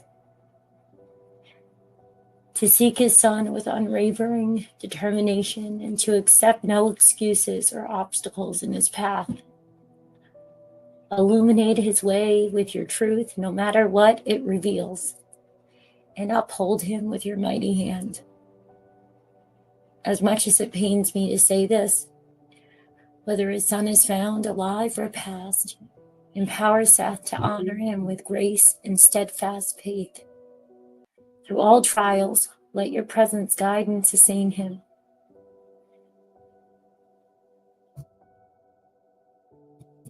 In justice, and locate his son Sebastian. In Jesus' holy name, amen.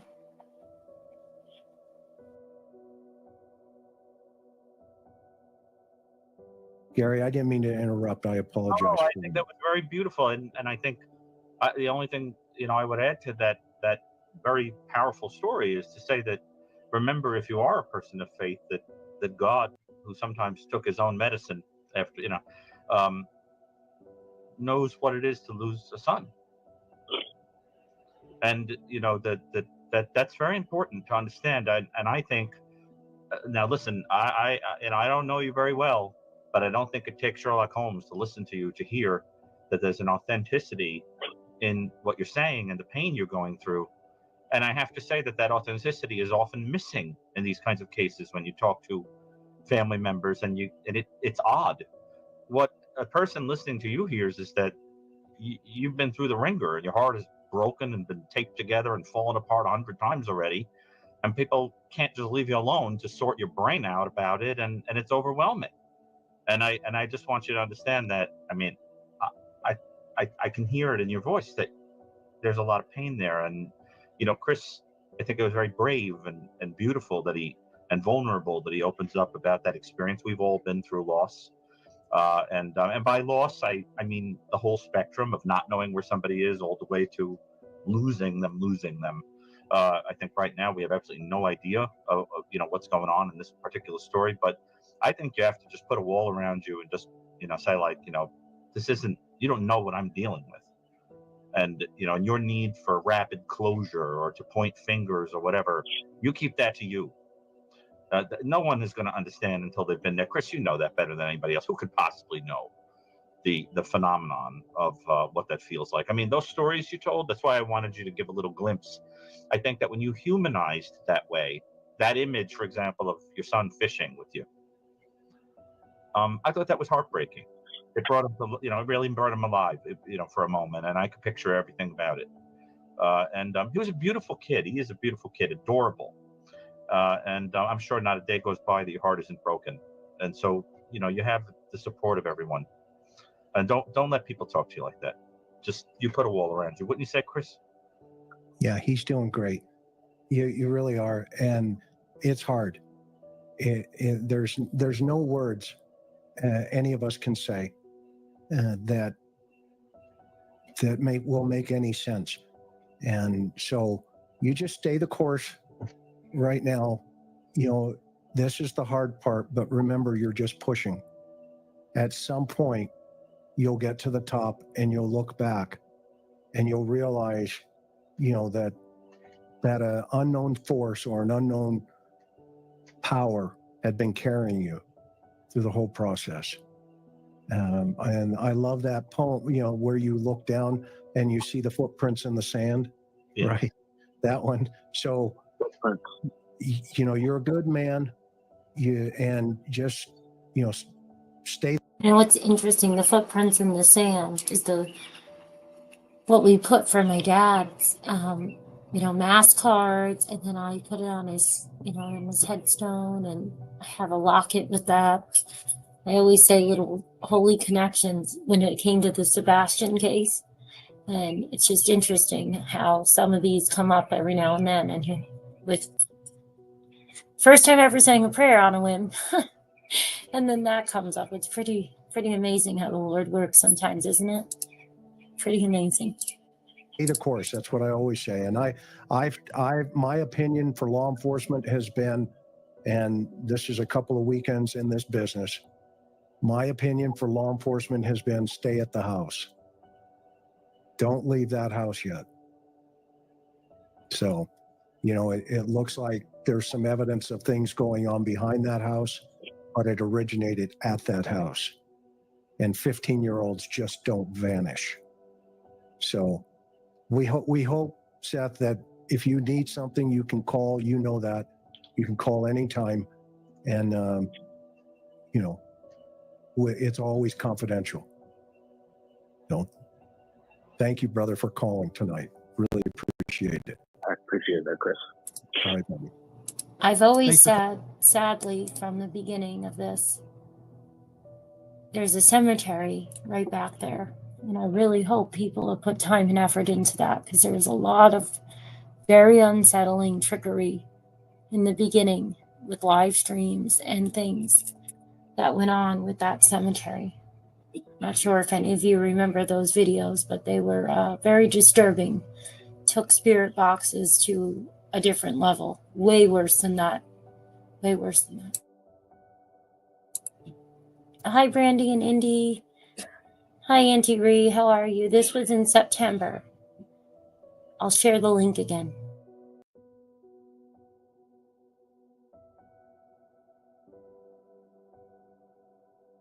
Calling in, Seth, and we'll talk soon. And thank you, John. And I think that Dr. Gary has given you great. Dr. Gary and Chris both put that wall up and keep pushing forward, because they won't stop. They won't stop because they don't know what they're talking about. Right. He who is without sin. Let's look at everybody's life. Let's look at everybody through a microscope. They don't want that. You don't want that, but somehow you ended up in this position against your will and your son's will. Put that guard up, block those people out, and just keep doing what you're doing, because I think what you're doing is you're looking for your son in any way you can. And it's a desperate, desperate time. And I get it. So Right. As long as you can look in the mirror and say, I didn't do anything. I know in my heart that I'm doing my best. I'm doing this for my son. That is a matter between you, your, and everyone else, if you'll forgive me. Them. They don't know you. They don't understand your situation. That is between that little triad. And you just, as long as you can look in the mirror and say, I lived my values. I did right by my son. I know what I.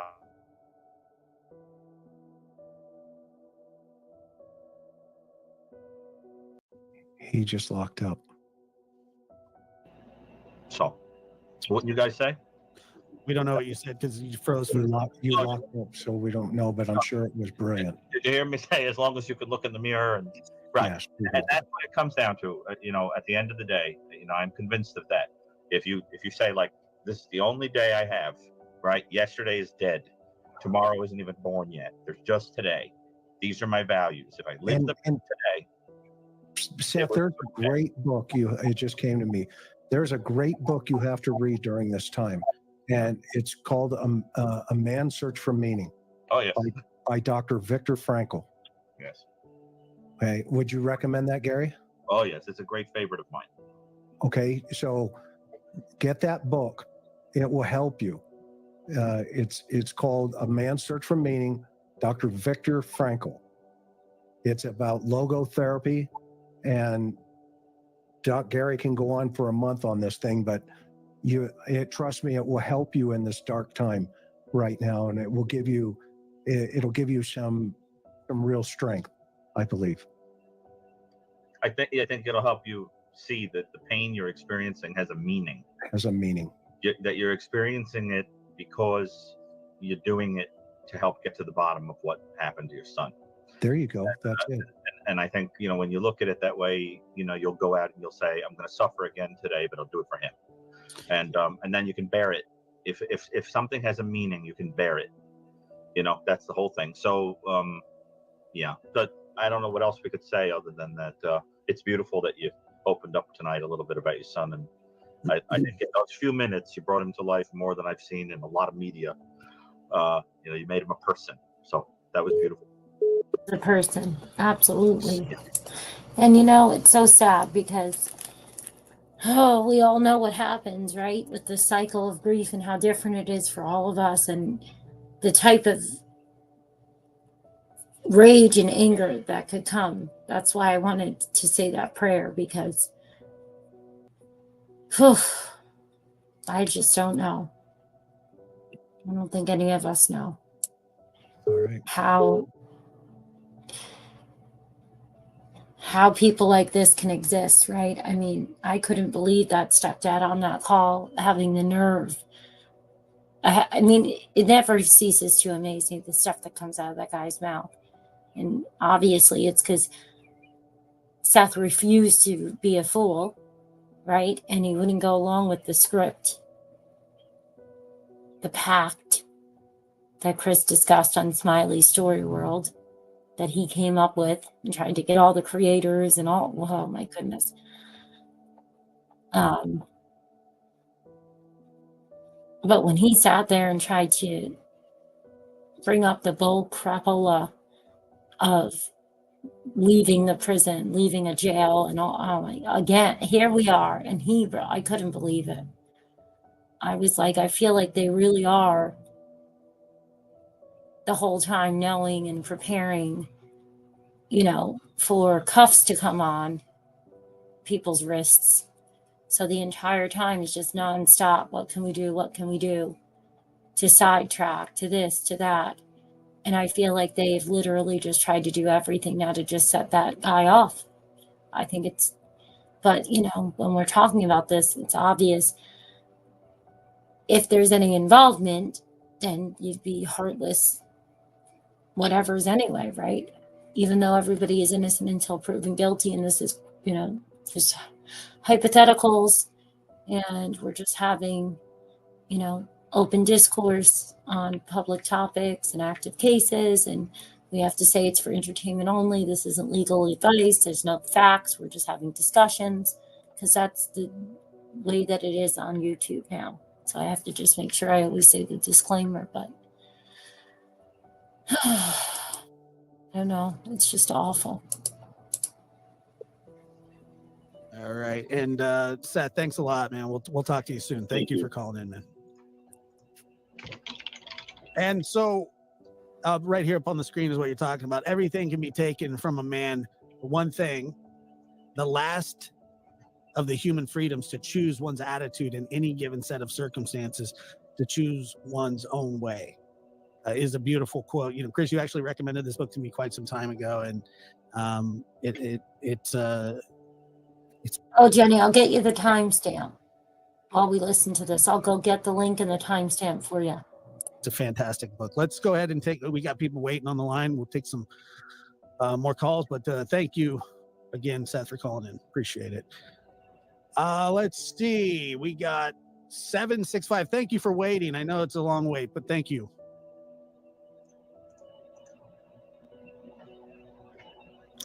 Hello?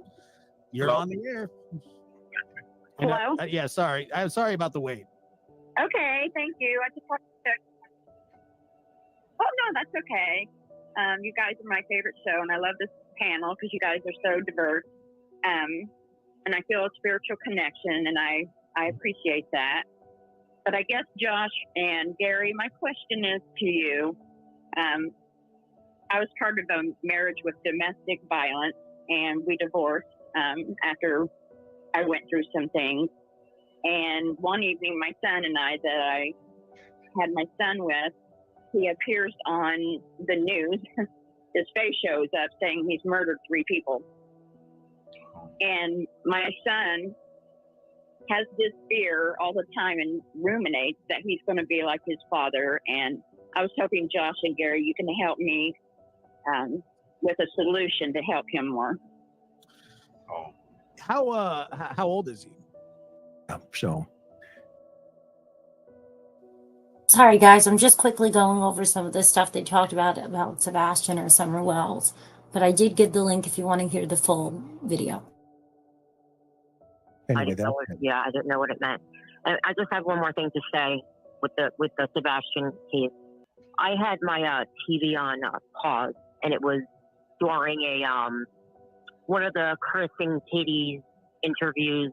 I forget which one it was. It was the one where it looked like she was swollen. Her face was swollen. I had it on pause. I'm talking to my boyfriend and my sister. They don't know what's going on. And I explained to them, this is the mom, this is the stepdad.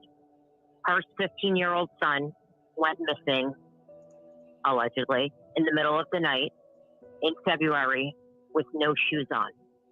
The stepdad right there was supposedly at work. I said, just look at their faces, because the TV was paused.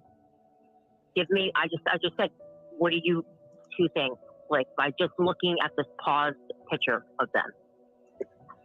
And they both said, he looked worried in a scared way. And he looked like he just didn't care. yeah, there's some interesting dynamics going on for sure. And if we did an interview with Steve Johnson on breaking down some of those barriers of interest. So if you get a chance, you can run over to my channel and watch that video. It's pretty fascinating. Yeah, thank you, guys. Thank you. Thank you for the call. Have a good night. Well, one thing you have to Subscribe admit, to all you guys. Thank you for calling. Thank you for letting me call. Oh, thank you. thank you. But Josh and Chris, I'm sorry. one thing you have to admit, I think, is that is very odd is that, let's say the mother didn't know anything, and then law enforcement says to her, well, cat's out of the bag now. There's film footage of this man that you've been living with, having relations with your We're daughter. talking Soto. What? We're talking Soto. Okay, Yeah. go ahead. If that happened, wouldn't you, rapidly turn on the individual out of horror? I mean, wouldn't you suddenly go, whoa, what did you just say? What? And then or if the person is accused of killing your daughter. I mean, that's the part that's puzzling to me, because that's where you have to start thinking, is this person very, very afraid? Are they very, very emotionally unwell? Are they very, very not bright? Or are they very, very complicit? You know, that kind of thing. Because it's very hard to wrap your mind around a behavior that is inconsistent with the way the average person would react to that news. If that happened to any one of us, we would go ballistic. Yeah, but I think it's all the above, what you just said. If when you watch that video, Gary, it's in her interview, she's very a matter of fact. Yeah. You know, her body language is projecting. You know, if you watch her feet, she has leakage where, you know, the stress mechanism of the feet moving. But if you watch the detective on the left, he's got his right foot up on his left knee, and his foot's going like this. Okay. So he's got some excessive energy running through. And then the other guy, you know, he keeps checking his Apple Watch because and this is a new phenomenon in interviewing, and we talk about this in our class when we're teaching detectives. You know, take your doggone watches off, leave your phones in the other room, okay? And because they end up, you know, looking at this thing, or they end up looking at this thing, and you'll see in that interview, that happens a couple of times. Now, don't misunderstand me. These guys did an amazing, fantastic interview. It was by the book. Okay? But she is measuring them in this interview. And at times, you know, they'll give her, you know, the 1-2, you know, rockaroo, where it's like, you know, look, if you know something, today's the day. Okay, today's the day where, you know, we're not giving out Tootsie Rolls tomorrow. Get one while they're in front of you. Okay, this is it. Okay, and she, you know, kind of takes it, but then, you know, they drop the other bombs on her to see if she's going to lie to them about the photographs and all this other, you know, inappropriate material that she is aware of. And she kind of goes, well, yeah, I was aware of that. And then there's that disconnect from there. Right. So you've got her aware of the predatory behavior. Right. But was she aware of the photographs? That's a whole separate game. Right. And what was her motive to? Yeah, that's the whole thing. We don't know. People could be disturbed. They could be afraid. They could be. I mean, that's the whole thing, you know. And it's complicated because people interpret that to mean that you were suggesting that somebody is complicit. Right. You know, I mean, that's, you know, that comes up in other cases where if you suggest that somebody might have been exposed, that you could be misinterpreted as suggesting that somebody was involved. And that's not necessarily, because you could be exposed and afraid, or exposed and emotionally unwell, or exposed. I just think the jury's out on that story, but he is a kind of. He's down. Yeah, He's he appears to be a kind of a grim Svengali that would groom, you know, and I just think that story is only just starting. I think that sometimes especially in the true crime community, the word monster could be overused, but it can't be overused in this situation with this man. He is a predator. He is a murderer, allegedly. I mean, but you know, these are things that a lot of evidence is pointing his way. I mean, all of it, really. He is just the worst kind of person there is. And he preys on the young and the weak. And I don't think that it's his first time. Well, the part I think it's his first time killing. But I don't think it's his first. Yeah, maybe, but I mean, I don't think it's his first time being a violator. No. I mean, well, it would be unusual if it were the case based on. Yeah. Let's put it like that. But I think the thing that makes him so particularly diabolical, if he's guilty, is that he knew how to fake the humanity needed to gain the confidence of a child. He knew how to. He just didn't care. He lacked any shred of compassion. And he knows. Like if you watch interviews of him, like when he's in like the cop car and he's making small talk, he knows how to chat you up and you know, tell little embarrassing stories about himself and build a connection and build rapport and the whole thing. But inside, it's all totally transactional. It's all one-sided. so that you have a person, it's almost like you picture them like pulling the skin off and being a reptile, like on that. Them back. That's right. I really feel that way, man. And that's how I feel in the Summer Wells case. If she's out there, she will be found. And I believe she's out there. Sebastian, you know, I'm hopeful that the child is alive, and I want to be, I want to feel that way. And, but I think he'll be there. These people, these children are out there. These people are out there. Yeah. Not only that, look, Roxy's got one, that Suzanne Morphew. Oh yeah. That'll be another home run. That's going to be a big for one. Justice. That's now, what do you guys think about? Because you know it comes up in the chat and we haven't mentioned it. Were you guys as pained as I was about what wound up happening in the Kohlberger case with the moving of the the trial, and where nobody seems to realize that like the families might not be able to get to the trial now, because it seems that it really helps the defense to not have family members sitting there that humanize the victims, right, for the jury. I mean, what you say, Chris? Not having the family members sitting there with tears in their eyes and whatever, because they might not be able to get there because of the distance. That I have one of those sounds of the lamb. No, when he gets out of hand, I give him the cattle prod. No, I'm just kidding. Right. But anyway, yeah, no, put he's the lotion in the basket, or he's right. Exactly. Can you ask Seth how putting out personal trauma Sebastian went through, how that helps in searching for him? No, I'm not going to ask him that, but thank you. Yeah. Thank you very much for sharing your story, Chris. Thank you for listening. Yes. What an amazing Lulu, one of the mods that's been around since the beginning. What an amazing show tonight. Wonderful panel. Fantastic college and chatters too. That's very true. Anyway, guys, thank you so much. It's that late. was a lot of fun. I enjoyed that. I think from the Mob Crew. He's a great guy. Mob Crew. Check him out. It was nice speaking to Sebastian's dad too. Yeah, it was great. What a surprise. Yeah. What a surprise that was to have him come on. But, you know, I think everybody, you know, you guys did great supporting him tonight. He's hurting. You can hear it. Hey, there's no question about it. There you go. All right, guys. Well, thank you so much. I'm going to sign off for you. Yep. And, hey, you know, congratulations on the haircut. It looks marvelous. Thanks. Okay. And what do they call the top thing? What's that called? It's like a toupee. No, seriously. I mean, does it come like from Guatemala? What is it?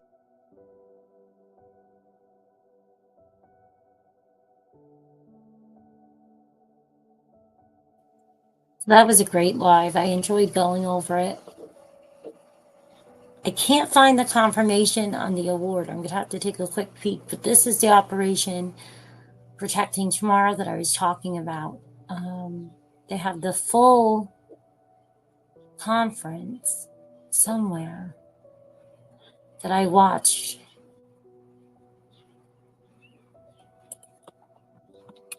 But I'll share with you guys if you want to watch it.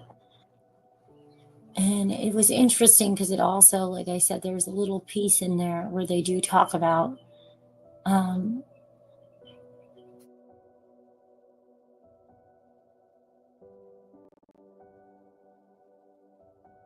what is that?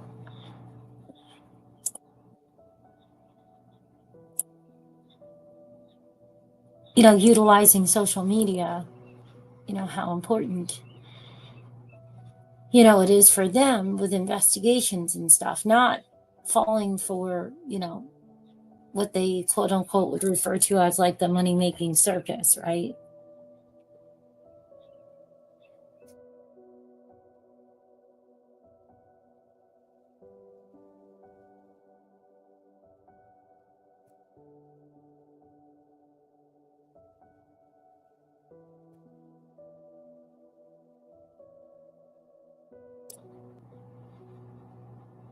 Well, the pact wasn't a pact. It was just the stepfather manipulating. Because if you listen to it, he was the one trying to come up with a pact, just like he was the one that asked for the GoFundMe.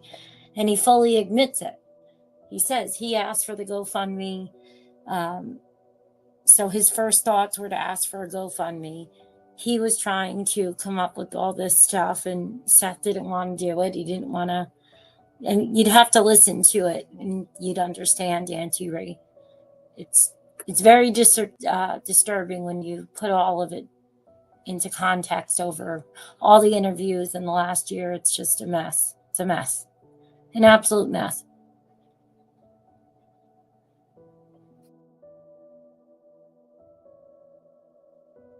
Is this it? This might be it. No, this isn't it. They might have the whole thing on here, but I watched it from the actual TVI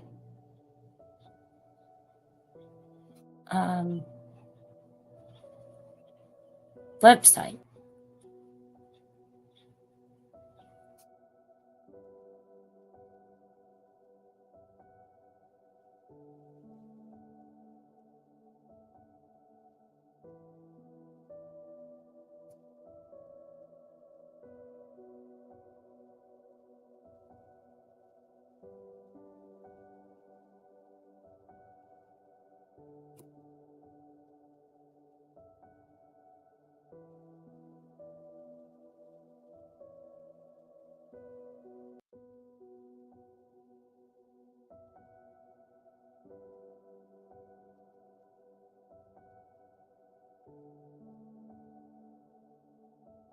I don't know where it went, but I'll share this. I don't know this person's channel whatsoever, so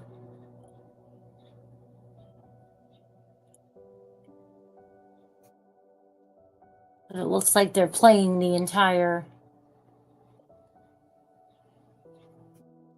conference.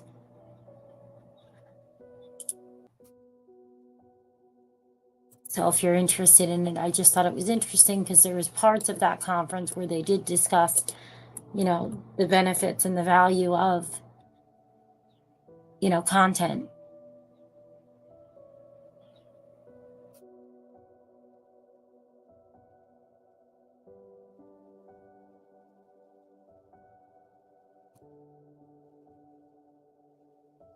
Yeah, I think he talked about that somewhere else in the, that kind of piggybacked off this one, Jenny. This one's interesting because it really, it shows a lot, in my opinion, for, you know, who initially wanted funds, and just like when they sat there and said, you know, here we go on that one interview, Chris said, and here we go. It's just really unsettling. And then he's like, it worked for like the first 2 or 3 days. And then Seth went his way, the grandma went her way, the aunt went her way. And it's like, so it worked for him, not Seth, right? It's not Seth. He's talking about himself. That's why I really enjoy the statement analysis part. When you look back and you just listen to what is said, right? And you try not to allow opinion. And obviously with this case, it's impossible. We all have, you know, it's just at this point, but it's just interesting when you listen to just the words they use and what they're talking about. And it's like, you know, you could think that they mean that means, oh yeah, Seth was going along with it for the first 2 days. And then it's like, no, when you actually go back and listen or read it, right? It's no, Chris, it was him, that it was working for him, in my opinion, for the first day or two. Very, very profound, in my opinion. For me, that was a pivotal moment for me in this case. And to be honest with you, downright heartbreaking. And I really hope that the focus gets back to it, because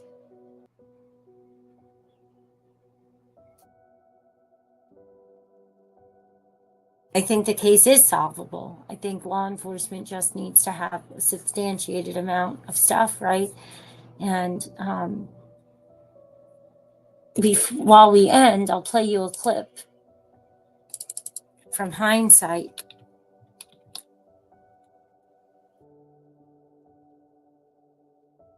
That was of Chris McDonough on the lab right before this interview that we just listened to tonight. Here's the key to what she's saying. Okay. A good investigator lets them walk. What do you mean? Hey, you got a minute? Yeah. What do you know? What happened? Blah, blah, blah. Turn the key, lock them in. Hey, you got a minute? Yeah. Blah, blah, blah. Thanks a lot. Appreciate you. Have a good day. Okay. Scott Peterson was out for how long? 4 months. I rest my case. Just because somebody's been interviewed by the cops doesn't mean they're not going, hey, right. You know, this is not, you know, this smells over here. Something's wrong over here. Okay, well, let's let them walk. Let them walk. We'll come back. Yeah. We'll get more out here. We'll get cell phone data. We'll get tag data. Okay. You know what I mean? Oh, subs. Yeah. Thanks, Kelly. That's a great question, but you're 100% right. They do not, nobody owes anybody anything at all. And that is a very logical explanation. So, yeah. And a question that's going around the chat is that this right here is the FBI wanted, I guess the website, and they have Sebastian as most wanted. mm-hmm. Can you explain that? Because I don't really understand it. Is it just that most wanted doesn't mean fugitive? It just means that they're looking for this child, correct? Right. They're putting a lot of energy into searching for this young man. Why wouldn't Summer or somebody like that end up on this list? Well, that's a great question. They probably had a clarity of focus, and they weren't going to expend. You know, you may have a flight situation here. You may have multiple states involved. You know, not only Tennessee. You know, it could be going east and then north up into Alaska. So you're going to put the young man on a broader RA, resident agent blast, because most of this obviously goes to every post office and every, resident FBI office across the country. Yeah. So let me see here. So he's not on the terrorist. He's not on the, he's under the kidnapping missing persons. Correct. Most wanted list. Right. And look how many there are. How many are there? Oh God. So many. Yeah. So all this is they've just kind of elevated the conversation. That's what if you click on most wanted, that goes to the fugitives and then terrorism, parental kidnappings, and then there he is right there. So it's not actually a most wanted list. No, it's the kidnapping missing persons list is what it is. Yeah, we're raising awareness. Most awareness raised, which is a fantastic thing. I mean, I truly do believe that they are working the case. I believe the FBI is working the case. I believe that Sumner County is working the case, and maybe the results aren't coming in as fast as people would think, and maybe they're stumped. You don't think they're working it? No, I think they're working it. Yeah, but I don't think they're stumped. Is that what you said? Maybe I misunderstood. No, I said that they could be. I didn't say that they are.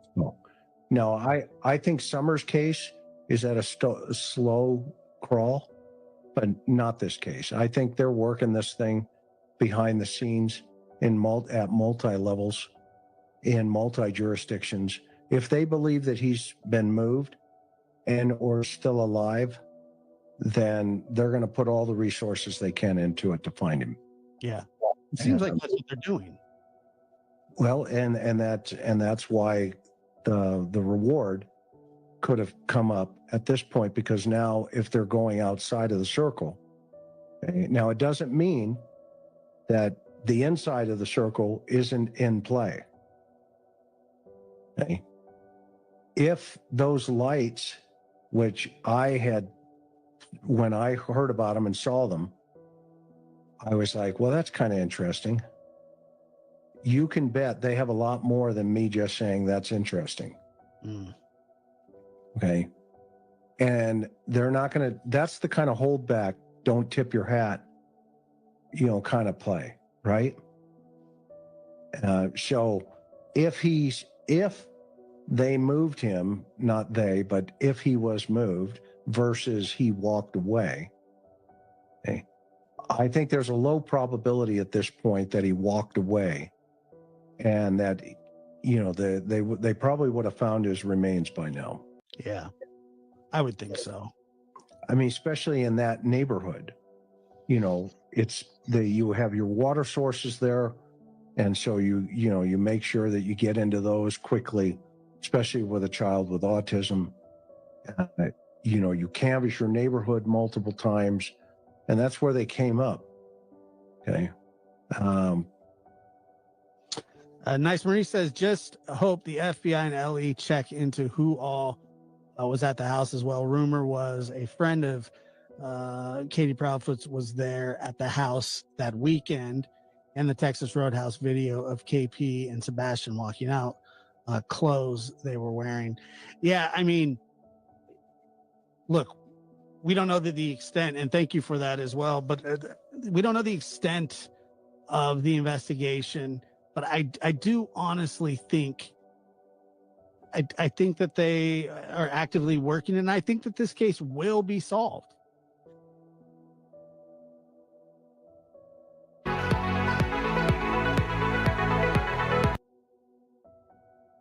Here's the key to what she's saying. Okay. So that was from the September 15th interview, and I agree. I do agree. And I do think that sometimes it just takes time. And there's been a lot with this case that, in my opinion, we've never seen before to this extent.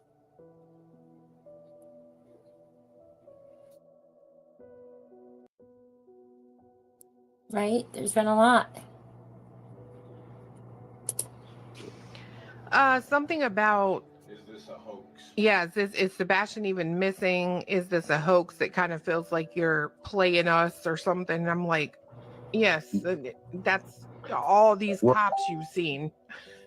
Well, in all honesty, you know, in all honesty, there's a lot of people that are starting to feel that way, and I know that it could have been a troll situation, but I mean, there's a lot of people that are looking at this and going, this is too perfect. This is too coordinated. And I don't necessarily mean on y'all's side, but just in general with the case. And so I think it's, you know, responsible to at least acknowledge that there are people that are looking at it going, yeah, this isn't right. Something about this isn't right, you know? That's true. So, she could have not been saying it towards. Well, no, Chris. I mean, I guess in fairness, you know, she's asking, is this a hoax? I promise you, ma'am, this is not a hoax. There is, and I've said this before and I'll say it again, I do not wish this to happen to another single family in this world, but it's going to happen. And I said this in a previous show on Cluminati, that I never understood how these families felt, you know, because you hear it on the TV, another missing child, and you're like, well, that sucks, but you don't put much attention to it. Well, when it happens to you and you hear all of the rumors and you hear all the stuff, let me tell you, it is the most gut-wrenching, heartbreaking scenario that you're ever going to face. I mean, isn't it unbelievable what his wording, his choice wording? Our concern isn't our child is missing. We don't know where he could be. We're trying to find him. We want to make sure, you know, he's not in a neighbor's house. He didn't meet somebody online, or, you know, did a relative take him? Nothing like that. Instead, it's the rumors, that. I mean, the choice wording that this man picks in the beginning, especially, is unbelievable. And I think that the timeline changes and a lot of this stuff is intentional.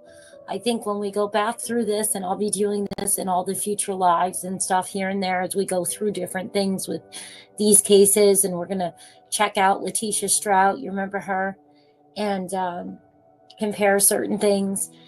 We're going to be going back to these again and again and again, because I think a lot of it was so much and so lengthy that this was intentional. There was always a defense attorney strategy. There was always a here we go, element of this. And it's awful. It's really awful. And when you think you might be getting locked up at any time, you're going to do everything to confuse people, deceive people.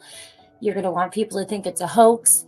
He's using every psychological tactic he read in The Art of War, in my opinion, or The Art of the Deal, or all of them. And that's why it's always speaking for Seth. Don't talk about me. Don't talk about Seth. Don't talk about us. Oh, well, Seth, wouldn't do this.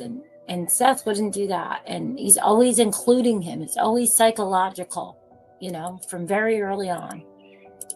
Losing a loved one.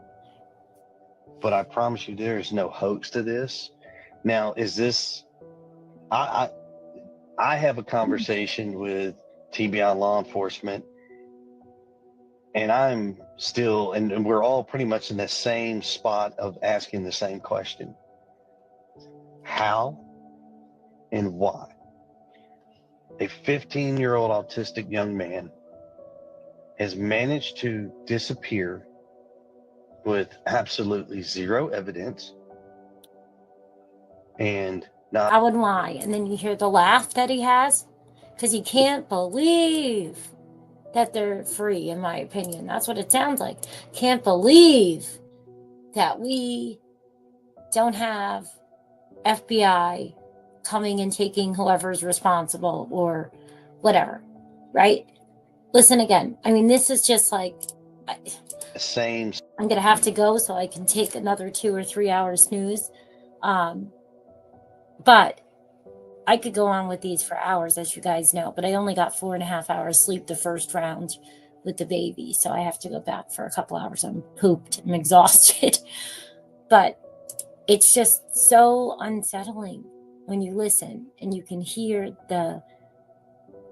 you guys can tell. Well, just listen again. It's unbelievable to me. Spot of asking the same question. How and why a 15-year-old autistic young man has managed to disappear with absolutely zero evidence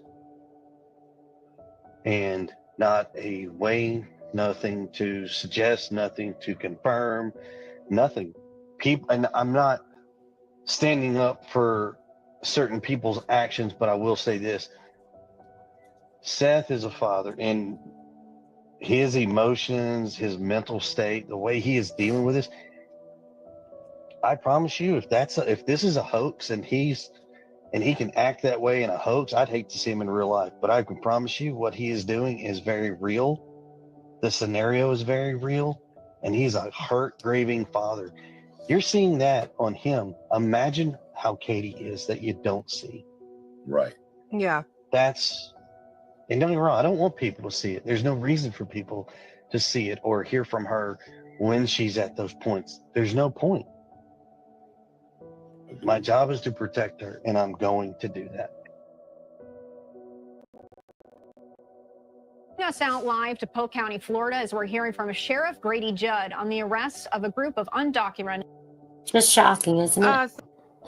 I enjoy Hindsight's channel because they do all the clips of all these things, and I'm like, yep, this is on my notes. I have this on my notes time-stamped. There's just so many of these statements that are just, oh my gosh. And when you put them all together, it's awful. I think it's potentially to protect her from the truth of what went on, maybe. I have different theories, Jenny, and I think we all do. And there could be different things. Or, something happened, she made a choice, things went wrong, it was his fault, or she had, to choose the marriage or him, or...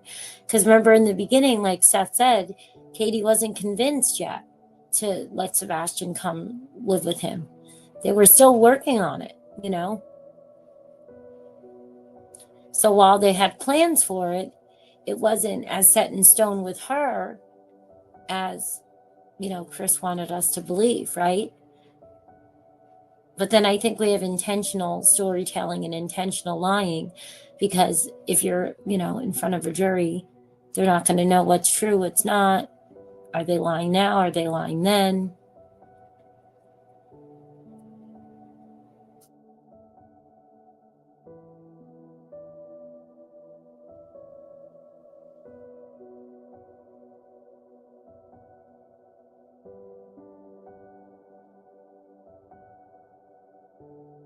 Oh yeah, it's going to be a beautiful day here also. I hope you can get out and enjoy it if it's going to be nice out. Even if sometimes I used to just go out when I had the older kids and they'd be in school, and sometimes I'd have a day off during the week. I tried to have always 1 weekday off to get, errands and stuff done. And even if I was pooped, I would try to just go lay outside, in one of those, what do they call them, chairs, on my back porch or my front porch, even if I fell asleep out there, just to get the fresh air, just to get the vitamin D.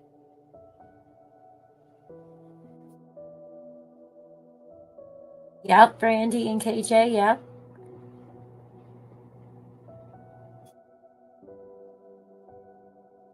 Always the narrative from the get-go. Always, say his name. He may answer you. He can talk. He doesn't always, but he can talk. Like, they knew what they were doing.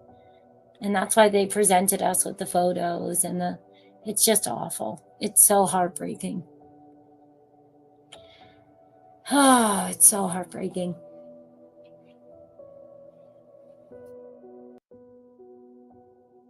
Ooh, 80 degrees today.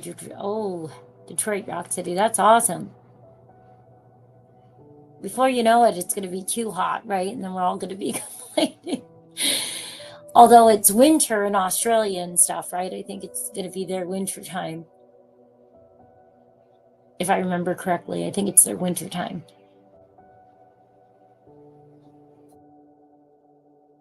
What post, Brandy? I'm trying to look and see. Mike DeMond went over a bunch of these in the video today. It was really interesting stuff.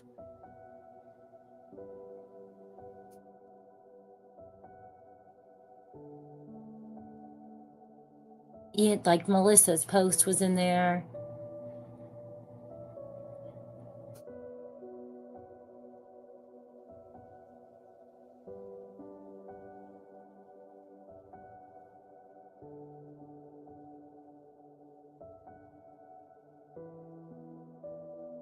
Can't find it for some reason. I can't find your comment.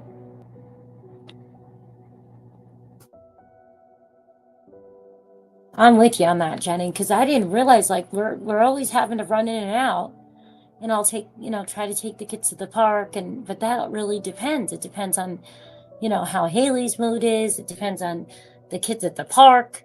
It depends on so many things. And I'm like, are we getting vitamin D? Are we getting enough vitamin D? My husband takes them out when he comes home from work. He always takes them outside. Thank goodness. And I'm like, I need real vitamin D. Because I have this, this issue with my iron, and, I go to the hematologist, and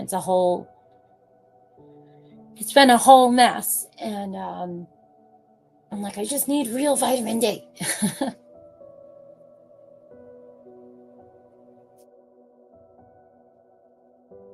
Oh.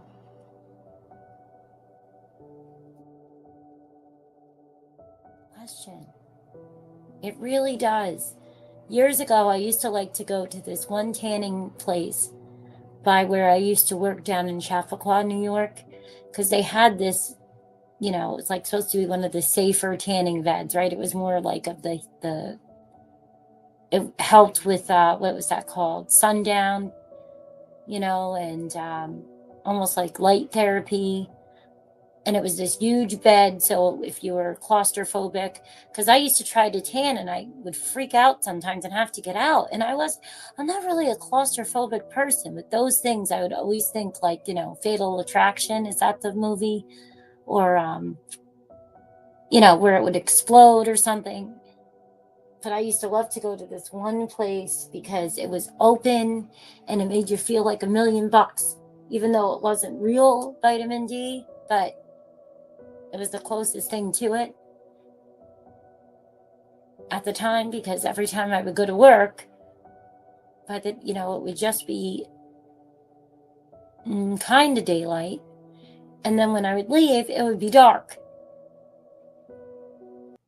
So I used to try to sneak over there on my lunch breaks just because it made me feel better. That happened to me, Jenny, when I was pregnant and I had to have the MRI with the baby. I never had a claustrophobic issue until then. And I was so scared. And it was terrible, Jenny. They put, how they'll give you music to listen to? The song that came on in the MRI? The If I Die Young song. If I die young, dress me in something, bed of roses, if I die young. I was like, are you kidding me right now? Like, come on, God. Sense of humor, not funny.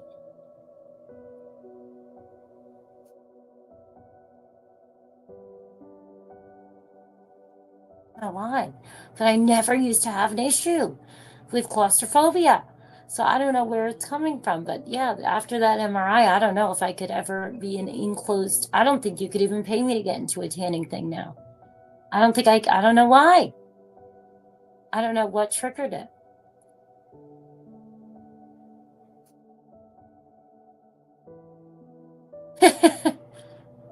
I didn't even think of that, Auntie Ree. Yes, do you remember that song? I haven't even heard that song in ages. And she only put the radio on. It's not like they do it as a joke, right? It wasn't like a bad joke.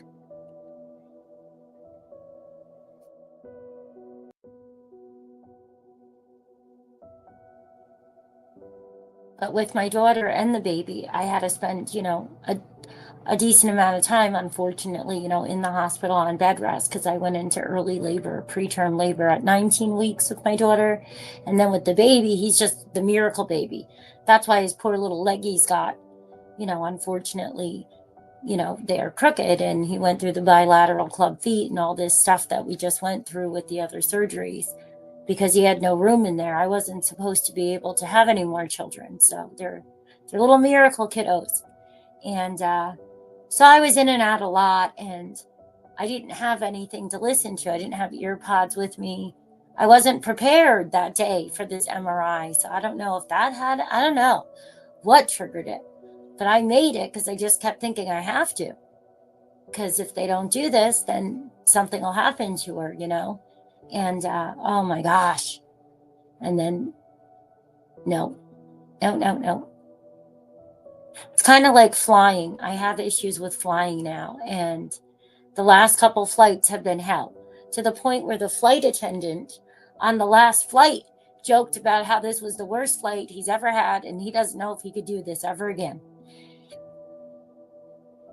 So I'm like, is that almost like a built-in warning system? Like, do not do this. If you do this, you're going to end up checking out early. Like, I don't know. But it's so weird when stuff like that happens. Especially with energy and positive and negatives. Like, sometimes I wonder, right? Because positive attracts positive, negative attracts negative. So I'm like, if I'm projecting and I can't kick these thoughts out, right? I'm praying. I'm like, happy thoughts, in the name of Jesus, happy thoughts. Like, am I going to attract something horrible? And that I'm like, really, I don't know. I'm going to have to fly again. And I don't know how. I might actually have to ask the doctor for Ativan or something, because the last time we had to land the plane and then they brought out this huge plug to charge it, like a real gigantic plug. And they plugged the plane in, this little tiny tin can plane. And they were like, oh, the pilot's like, we got to hurry up now because we're trying to take this. We're the last one not to get canceled. Flying into LaGuardia, very bad, storms. And I'm like, oh my God, you got to be kidding me right now.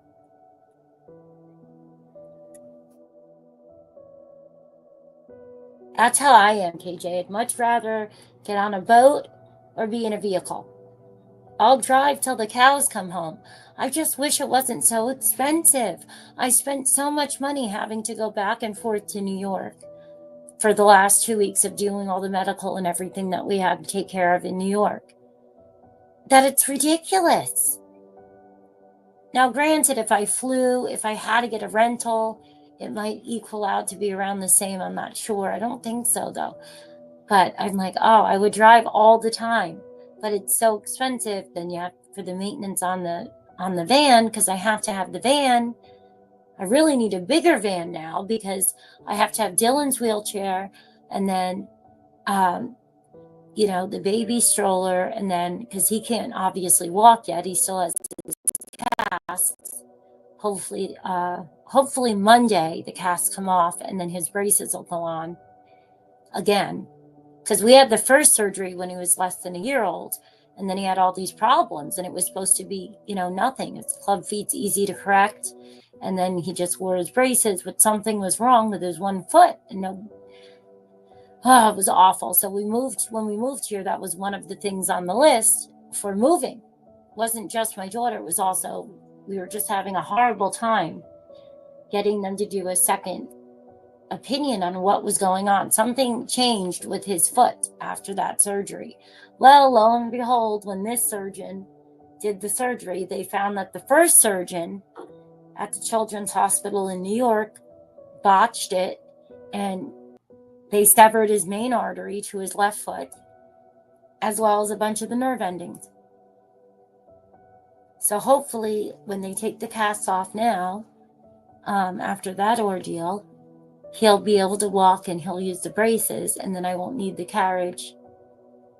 Because my daughter is pretty good about it. She likes to walk for the most part. I just have to have her backpack on, and then I put the Velcro strap on my arm. And sometimes I'll just have the strap on her arm, but it depends, where we both have just a little, connecting harness, arm, wrist to wrist, or backpack to wrist. But it's just a lot of stuff to be in the minivan. But it's expensive. Everything's expensive. It's just ridiculous. But I don't like to fly. I do not like to fly, but I would drive cross country all the time. I just love to drive. And the kids love to be in the car, they're really good about it. We get out, we take our breaks. I always try to find a cool playground along the way so we can try new playgrounds. The last one, we stopped at a playground Saturday in Pennsylvania because we visited family. We said hi to some family, and it was an awesome playground, but it was super windy and the most awful. I don't know what's wrong with people. I'm telling you, I feel like sometimes I don't know what's happening. People have lost all common sense. I don't know. But there's this huge sand area, and it has a gazebo over it. And the wind gusts were profound. It literally was knocking things over, and it was crazy wind gusts. And do you know the amount of parents with babies and kids that were in the sand thing, with the kids throwing the sand? I had sand in my hair, sand on my shirt, and we were over on the swings. It was nuts. I was even this experience is going to hell in a handbasket, as they would say. Because I didn't want sand in my eyes, the baby's eyes, God forbid Haley's eyes. The poor thing can't communicate yet.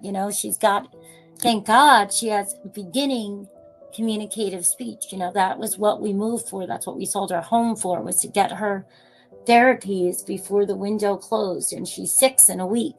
And it's an amazing thing because she had no communicative language. And I was doing it all on my own. It was a nightmare. It was a nightmare what we were going through because of her age and what went on with the lockdowns and losing services and teachers leaving and doctors leaving. They got to get it together in New York. I'm telling you, they got to get it together. People got to stop the political stuff and figure it out, because they're creating a catastrophe with the children right now. Anyway,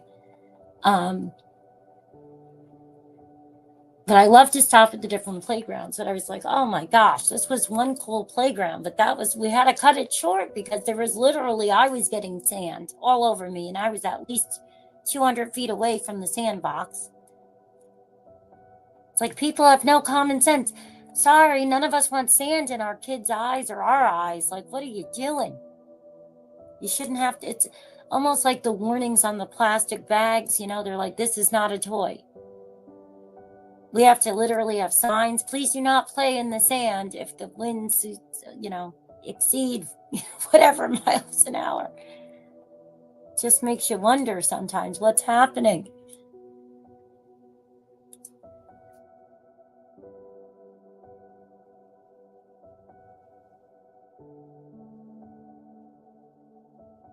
Oh, really, KJ? That's amazing. That sounds fun. It's funny you say that. My son wants to go to Area 55, 51, Area 51. To the little restaurant store, the little alien place over there. I'm like, well, we can't drive into the military base, but maybe one day we could take a trip. And that's what we'll do this weekend. So we get family weekend. So I'm sure I'm not going to be able to help myself. I'm sure I'm going to have to live stream the graduation of my son at basic training. We get him for the weekend. And then he does his career training for air assault, because he's doing the Army. And that's what he switched, from the Marines to the Army because he wants to do he wants to be a Ranger, but that takes time. You have to do other things first. So he wants to do the jumping out of helicopters, doing, I think it's called air assault, or it's not I forgot the specific name. But we'll do things when we're down in Georgia around Fort Benning.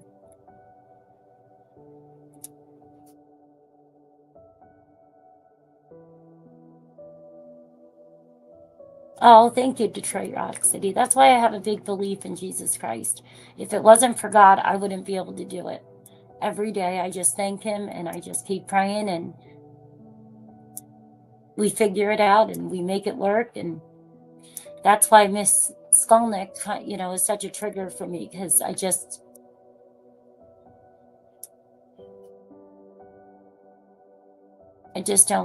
get it. I don't get it.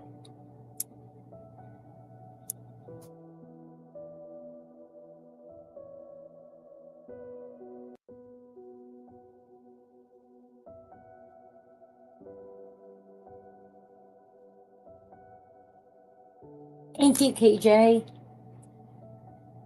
Yeah, I'm so proud of him, but I'm also a nervous wreck at the same time, As a mom, it stinks, you know what I mean? Like, it's like, why? Out of all the things that you could have done. But, he was raised pretty much in a military family. And we spent so much time at different graduations and coming home ceremonies and going away ceremonies, and then with the reserves with my brother and my best friends, who are my best friends. We were at Camp Smith in New York over by Bear Mountain all the time. Because after, September, almost everybody where I live, we were directly impacted. We all lost a loved one or, somebody close. And so a lot of people joined the reserves and joined the military. So it was my fault, because that's what his childhood was. His childhood was, and it's beautiful. I'm so proud and I'm so grateful, because he's a real good kid and he does have faith and he doesn't want to, harm a fly. But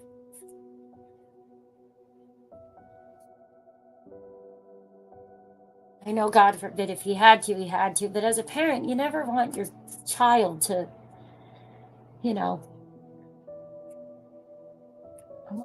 You didn't, because he always said he wanted to be a lawyer, and then he was looking into how hard it actually is to be a lawyer.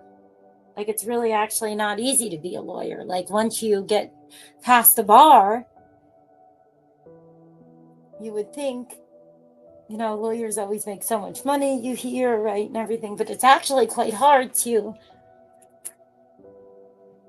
you know, find a firm that will take you and all that. Oh, I'm praying, Detroit Rock City. I'm praying and praying, because I don't think she's a bad person at all. Not at all. I don't think she's a bad person, and I hope I didn't come across like that, because it's just YouTube. I'm just saying that I know what it's like. I know that it's a cesspool and you have people from all directions, but there's so much to this case that you have to do your due diligence and look into it. And I mean, you know, when she was saying that she didn't even know certain things from certain interviews, that it's like, well, go watch them. I'm saying like Seth's interviews, like one of the things that was said on Bullhorn Betty with him and certain stuff, and it's like, go what? How do you not know? But I just think it's sad, and I think that there's a lot of good that we can all do, and if you're listening to the wrong people and you're not doing your due diligence, right, we can all fall victim to that. We all make mistakes. I did in the beginning. I believed hook, line, and sinker these people because they were local people, and I'm like, they would be in jail if they were lying. But at the same time, I'm like, really? But they painted this narrative that the dad was a cop, and that's how he was able to leave for a few hours, and, you know. And I'm like shouting from the rooftops that there is a police officer that was allowed to leave his job and his kid's missing. But I never thought Seth did something to Sebastian, you know, to hurt him. I just thought he went over and took him, you know, with Chris or something, or with Katie or something. But once I knew that wasn't even close to true, I immediately no longer thought the same whatsoever. I still think the same, but not involving him. You know what I mean?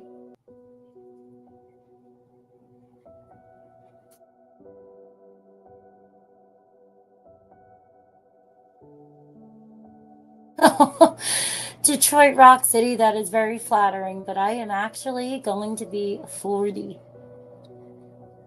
I will be 40.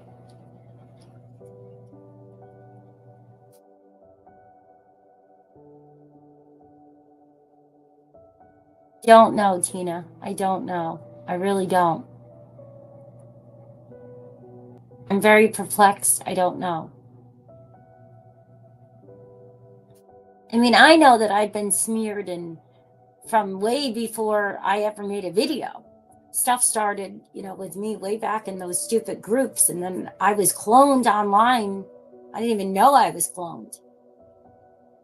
It was all weird, but it's not me, right? It happened to a lot of us, but there's a ton of us from the beginning of this that are you don't know about because we were blocked everywhere, because you have bad people were pretending to be decent, and they were modding all over the place, and they still do it every now and then, and they block everyone, and it's just not good. The whole thing's a mess, and I know law enforcement's been heavily involved. That's why I wanted to go over this tonight with Chris McDonough and Josh and Dr. Gary, and kind of get back to reminding ourselves that there is a big investigation. FBI did come out with a reward, and I think the YouTube shenanigans, I would not be shocked if we do see arrests in some places for obstruction or who knows what, you know, not saying people on YouTube were directly involved or anything like that. But there's a lot of shenanigans, and some of it just far surpasses logic and doesn't make a rational bit of sense.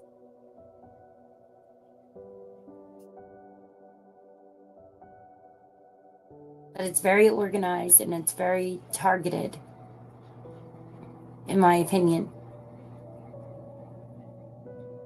And I think that's what's happened with Julie. I think she's been around people that have been feeding her with a lot of cuckoo-ness, and she's too into doing everything herself, and she uses the Google and doesn't, you know, so I don't think she's seeing everything for what it is. I don't know, but I'm gonna pray for her.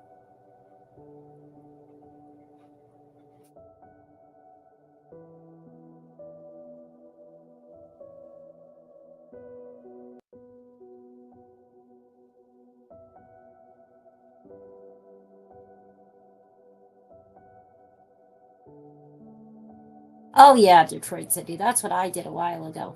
See, the thing is that if I'm not interested in something, or I don't like something and I'm not watching it, you could still do it with grace. And we're not always going to see eye to eye. And there's a lot of times that I'd love to watch people and support them. I just don't have time. So I'll try to make playlists and let them play, even if I can't listen to them, just so that people get the watch time, right, and the support. But if everybody's doing something for the common good, you know, you support it, you know.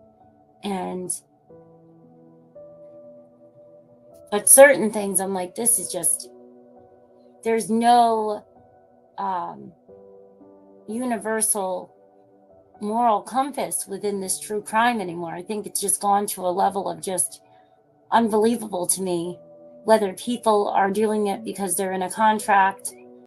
And I'm not talking green team contracts. I'm saying there's all these other networks, right? There's all these networks, and there's a lot of people that are completely fictitious or sponsored, and you don't even know it. And it doesn't have a place in true crime like this, in my opinion. Only law enforcement should do stuff like that, in my opinion, in an active case. And when you see stuff like that, so many people just ignore it, and it's just, wow. It's not good, because what's going to happen, you know how criminals are and people are, they're going to just take everything that they learn, every case, and they're going to go and do it. And you're going to have a perpetual cycle of missing children that horrible monsters can profit off of and have Duper's delight and all that stuff, you know? In my opinion, it's just terrible.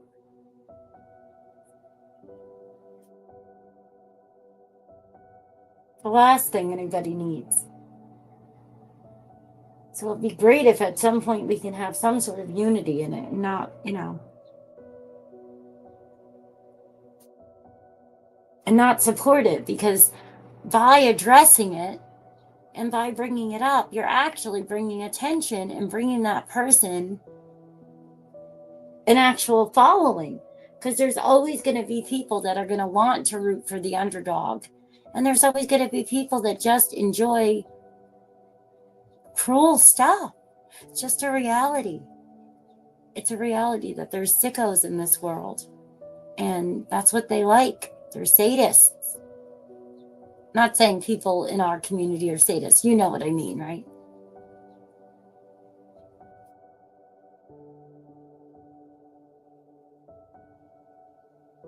Amen, Detroit City. Oh my gosh. I do agree, Auntie Ree. It's over the top. But for me, a lot of what I've seen traces right back to stuff, you know? Because I saw where certain people were and where they came from the get-go, and how they, you know, just landed different places, and then you're like, oh wow, everybody's gone from there, everybody's blocked from here.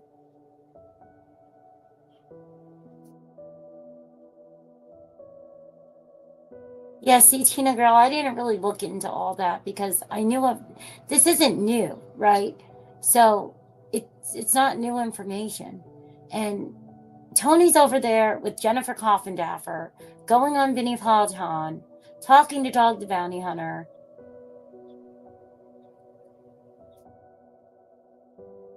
Like, if he has anything that he's doing that's bad or he's trying to hide, then he'd be the dumbest criminal I met to go hang out with FBI and, put himself around that.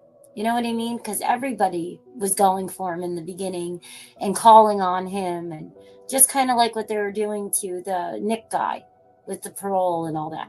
So to me, it's like, what are we doing now? You're bringing all this up.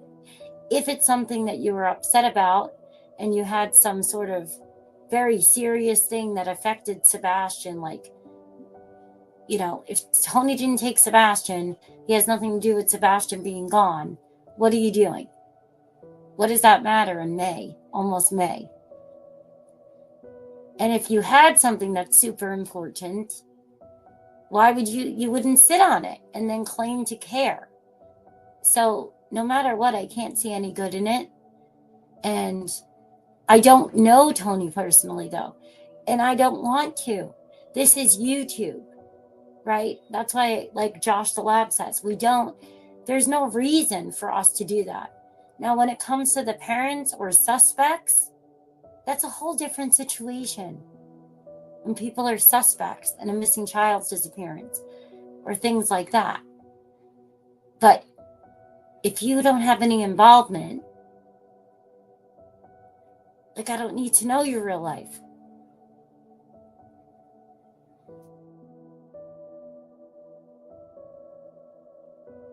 Even there's people that we're not going to like. There's people we're going to like. There's all different reasons. We'll like somebody. We won't like somebody. We might have bad feelings about somebody, not know why we are. But at the end of the day, if you're here for doing one thing and one thing only, you wouldn't do these things. Like, she brought out the whole thing about the TikTok girl and the police officer saying that she knew it for months. Well, we talked about it. We knew it months ago. It was addressed. Thousands of people knew. Like, it doesn't make sense to me. Why would you hold pertinent information and then come out like you're trying to be some sort of savior? So I pray for her because I don't know her. I don't understand it. But it does tick me off because I really could have used her help with getting in touch with the phone lines and the family chains and local things for assistance, because I do have a lot on my damn plate. And when you see somebody like Julie exploiting that and making videos like she actually gives a shit, and tagging me in them, and instead of helping me and talking to me, right, and actually helping me like you're claiming you can do, you're just probably sitting there shit talking me with the very people that tried to make my life a living hell just because I was trying to share a missing child. So it really triggers me, just saying, because I don't cry victim and I love my children, but yes, it can be very difficult. So when you have somebody like that, not very becoming. But I sat there and kept my mouth shut while I watched all of the crap she was saying when I did listen, because I heard that first video she made wanting to, I'm copywriting my channel. Her TikTok was monetized. Don't forget that TikTok was monetized. And she was saying she's going to copyright the YouTube channel because she wants a reality show and she wants to do parodies and this and that. And I kept my mouth shut and kept giving grace and giving grace and giving grace, because it's not about me. It's about a missing child, right? So if that's what's connecting us, then you're going to let the missing child go first, obviously. And if somebody's doing good for a missing child, then you're going to have to turn the other cheek.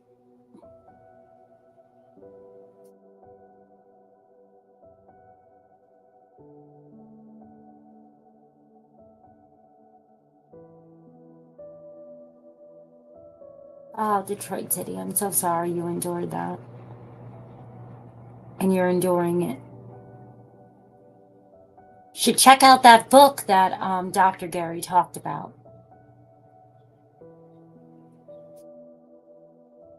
In the live, if you go to my description and click on it, you can open this transcript from a computer and then do Control F and just type in book, and it'll take you to whatever part of the video where he talked about his book, because I don't remember the name of it. But they were recommending that Seth read a certain book. and that it like keeps you going for your child. Like it helps you to have the faith of understanding of how to keep going through the pain for them,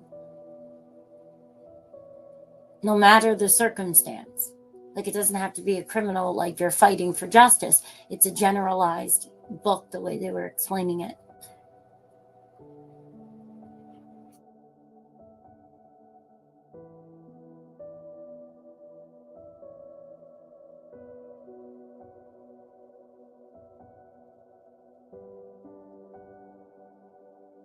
Oh, absolutely, KJ, because I think she can. I don't think she's, I don't think she's bad at all in that manner.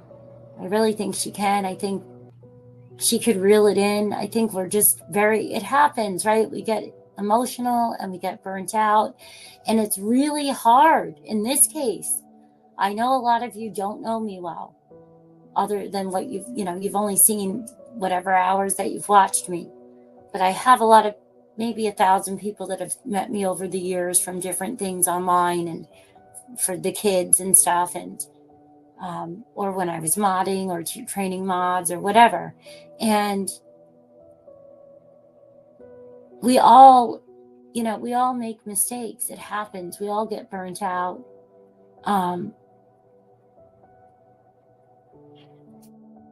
This case, though, there's something so different about the organization to the chaos of the lies. So I know that she might have experienced even some of what I experienced, that followed from Facebook to channels to all this weirdness. And, that could heavily influence you and make you, on edge, so to speak, right?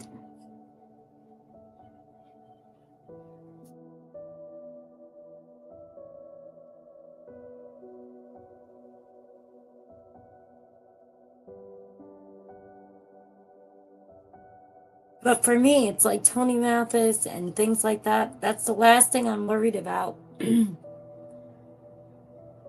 Because there's so many, law enforcement's involved. If you're worried so much, you could just email somebody, email TBI or whatever you're going to do. And it's just the delivery and the timing and that's all. Not saying that if you think something or you know something that you shouldn't do something. Obviously, you should, no matter what, no matter who it is. You're here for a missing child, right?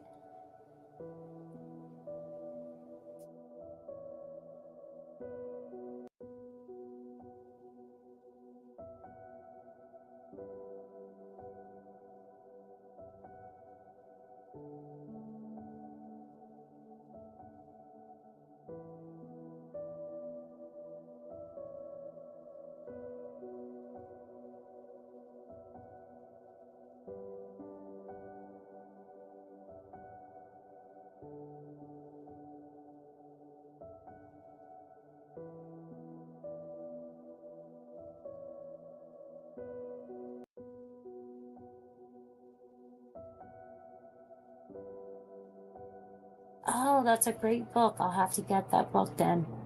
I've heard of that. I don't think I've ever read it, though, because I definitely have heard about that being a great book.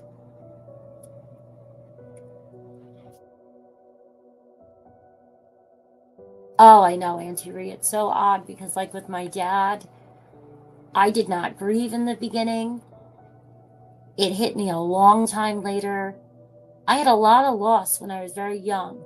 That's probably because, honestly, I was being raised by my nanny and pop-pop. They're a lot older, and they had tons of brothers and sisters. And there was always a ton of people at the house. But I lost a lot of good friends. My first best friend, your high school sweetheart, not high school, but like your puppy dog love, where you just hold hands. I lost him to bone cancer, and it was just like this thing. And it's interesting because you have grief in all different ways. Definitely is different for everyone. And it's so hard, right? Because it's a part of life. we're always, we know inevitably we're all going to experience it. And it's just so hard because you never know when, who, why. Just awful.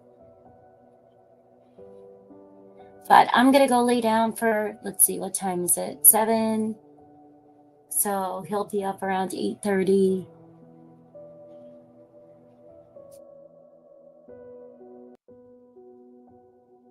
My daughter will be up probably about 7 or 8. But I've been lucky lately. She'll get up and she'll come in and she'll just lay with me and do her puzzles. I can give her pad for an hour until the therapist comes. Because I use the pad like, on a schedule because they get very attached to them. And she didn't use any electronics until last year. So she made it to almost 5 years old. But it's funny because this has been really getting to me. Having to get up with the baby every couple hours and then not knowing when she's going to have a rough night. Because sometimes, she has a rough night and, she's just having, a really overwhelming meltdown, in the middle of the night. Sometimes it's like an hour and you don't know why. Did she have a night terror? Did her footed pajamas annoy her toe? Because she can't tell you. But we're getting there. We're getting intermittent, we're getting beginning communicative speech, thank God. Even if it's just sign language or her using pictures on her tablet or her iPad. But she's actually talking. It's a lot of scripting. Like today she came over to me and she looks at me and she goes, Miss Mommy, water, Miss Mommy. And I was like, Miss Mommy? We don't say Miss and Mr., to each other. And then I was like, oh, it's because her therapist and her teacher, right? Miss. So I was like, oh my gosh. She said Miss, like, it was amazing because that's her way of communicating, like that was a real communicative. It was just really, it was awesome. So I'm going to go lay down for a little bit and I really enjoyed chit-chatting with you all and I hope to talk to you soon. Hi, Castle. You all have a great day. Get the rest you need, but if it's nice out, force yourself to go sit in the sun. We really need the sun. We do. We need vitamin D in more ways than one. Take care, everyone. Much love. God bless. Enjoy, Auntie Ree. I agree, Detroit. I definitely agree. Thanks for modding, KJ.